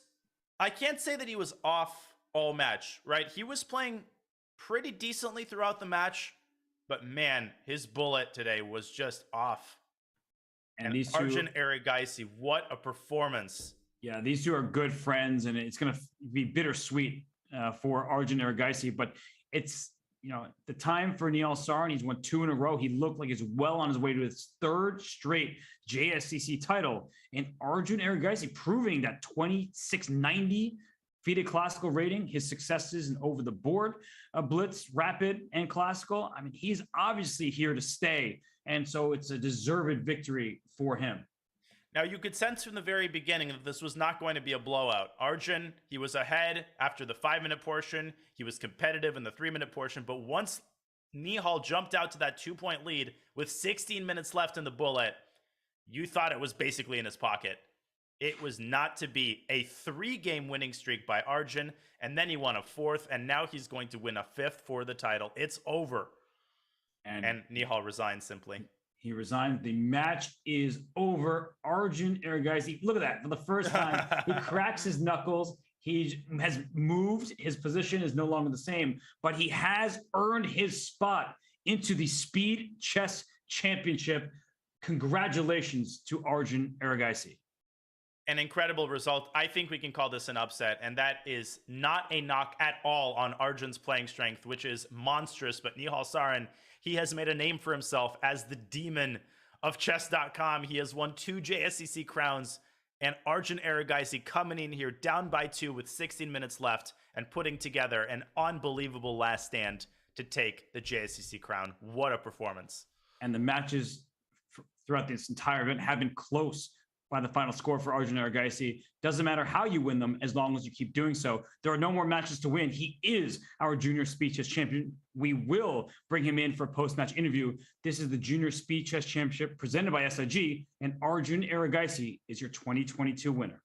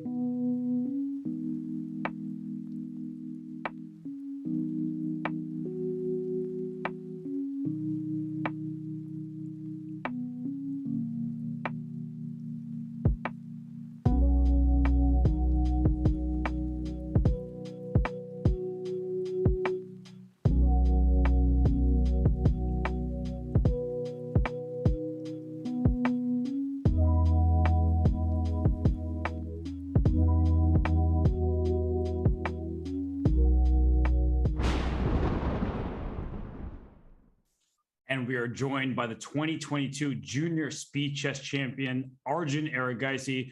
Arjun, massive congratulations. And my first question for you is, you must have been way more nervous than you were letting off, because throughout the whole match, you seemed very calm. You weren't really moving very much, but how nervous, in fact, were you? Thank you. So in the start, I was slightly nervous because I'm generally a bit uncomfortable playing against him. But as I got used to it, it was fine until the, I think, last second game where he blundered f6.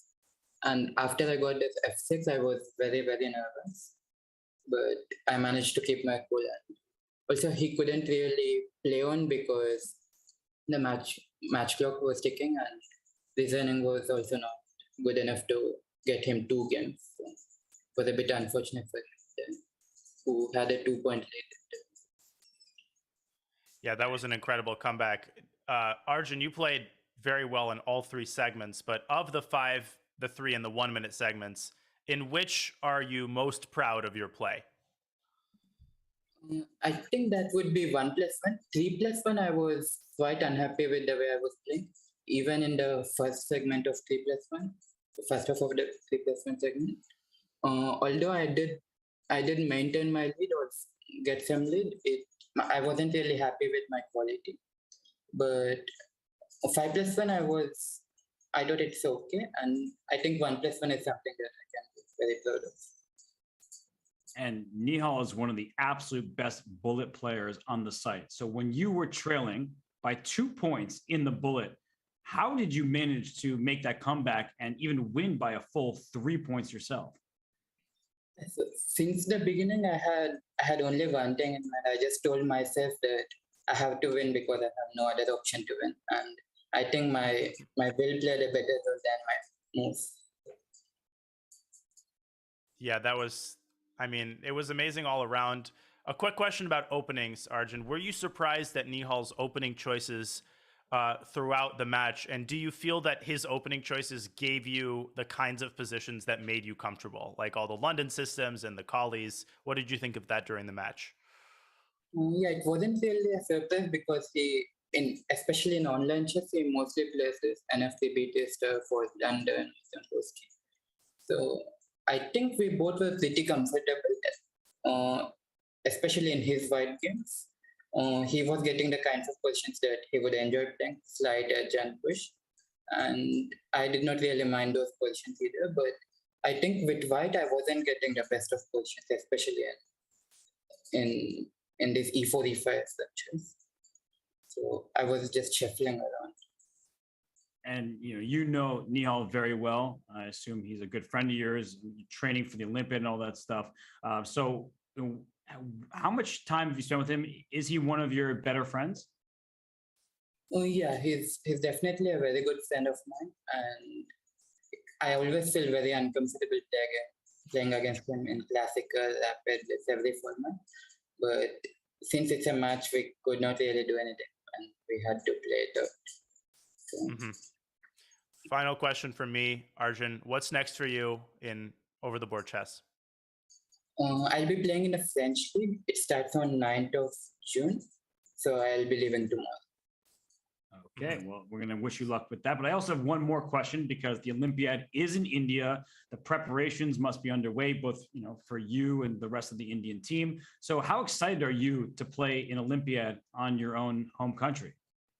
Yeah, it's going to be my first Olympiad, so I was excited anyway. And it being in India, it's just very good. It just let my excitement levels reach the peak. And actually, one more question, if you don't mind. Vishy Anand, everyone was saying he might be retired. He's been helping train many of you and the Indian players. But what can you say about his performance? How inspired are you seeing him do so well in the Grand Chess Tour and now again in Norway Chess? Yeah, I think not many people can do that at 52, and it's extremely impressive. I was always inspired by him, and this just pushes it higher. And it's just a great feat. I don't think many people can do it. Absolutely. We'll keep rooting for him the rest of the tournament. Arjun, congratulations. You are the JSCC champion. And A very well-deserving one at that. So safe travels tomorrow to the French League. And sorry, Arjun, I do have one more question if you don't mind. So you're now in the Speed Chess Championship. We can't forget about that. You're in the main event. Is there somebody you most look forward to playing against in that kind of format? And someone just, you've liked their chess, or someone you don't want to play against? Just let us know your thoughts about, who you might want to face or not. I think everyone is going to be very strong. But if Alireza plays, I would be very happy to play against him. Okay. Well, I think Hess has one more question. No, I'm out of questions. I'm sorry, Arjun. I know we should let you go, but I was just curious about those few things. So thank you so much. You were amazing throughout the entire event, and huge congratulations. This is really an accomplishment. Thank you. And that is your 2022 Junior Speed Chess Champion. We knew going into the final that there would be an Indian champion. We didn't know which player it would be. It is the 7th seed, taking down the number 1 seed, the former 2-time champion, because right now the reigning champion is Arjun Erigaisi. Oh my goodness. I can't believe it's over. It was such a great JSCC. This one was particularly memorable just because of the amount of comebacks that we had, the amount of close matches that we had. What didn't we have? I mean, right from the qualifiers, right from them 8-0 victory by Muradli in the qualifiers, all the way to the final, we had some incredible individual performances and all of the entertainment that we could possibly ask for. And while there's jubilation for one player, there undoubtedly is heartbreak and devastation for another. I mean, Nihal, he had this match lead. It looked like he was on his way to a 3rd straight title. You could just see it on his face. So those two are friends. I'm sure it was a bittersweet win. Arjun explained how it's difficult for him to play against his good friend. So, we have to say that we wish that Nihal and Arjun both could have won, but there's only room for one atop the leaderboard, and the final standings show Arjun Erigaisi, he deserved his spot. So, Donnie, I just wanted to say that. Oh, absolutely. And one other thing that we want to announce, a very exciting new event, Robert. I think anybody who's at all a sports fan, and I'm certainly super, super excited about this, the Blitz Champs is coming your way July 9th through 10th, featuring NFL stars from Kayvon Thibodeau, who will be a rookie for the Giants? Oh my God, I should know this. Wow, you're doing a really good job of introducing this. Okay, yes, for the New York Giants. Right. I'm going to take this from you. I got it. Larry Fitzgerald of the Arizona Cardinals, Micah Parsons, Amari Cooper, and other NFL stars in the Blitz Champs. You will not want to miss this very, very exciting new event. Well done, partner. So yes, that will be coming our way July 9th and 10th, full of all pros, top picks, future Hall of Famers like Larry Fitzgerald. So that will be extremely exciting. But it's not July 9th and 10th yet. Before all that happens, there's more IM, non-GM Speed Chess Championship matches. There's the candidates. So we'll make our way to the Blitz Champs, which will be an amazing event. But for now, I think what we should do is, no more from me, no more one more questions, none of that. I'm going to thank you, Danya, because the Junior Speed Chess Championship is one of the absolute best events to cover. We saw an absolute fight here down the stretch between Arjun Erigaisi and Nihal Sarin, and I wouldn't have wanted to compete with anyone besides you. So thanks for being alongside me for the entire ride. Likewise, it was so fun to cover this with you. So thank you, Robert. I want to thank everybody who provides all of this amazing energy in the chat on YouTube and on Twitch. It really creates a magical atmosphere in the JSCC. And when I say I look forward to this event every single year, I really, really do. So this flew by in a flash, and I can't wait for edition 2023.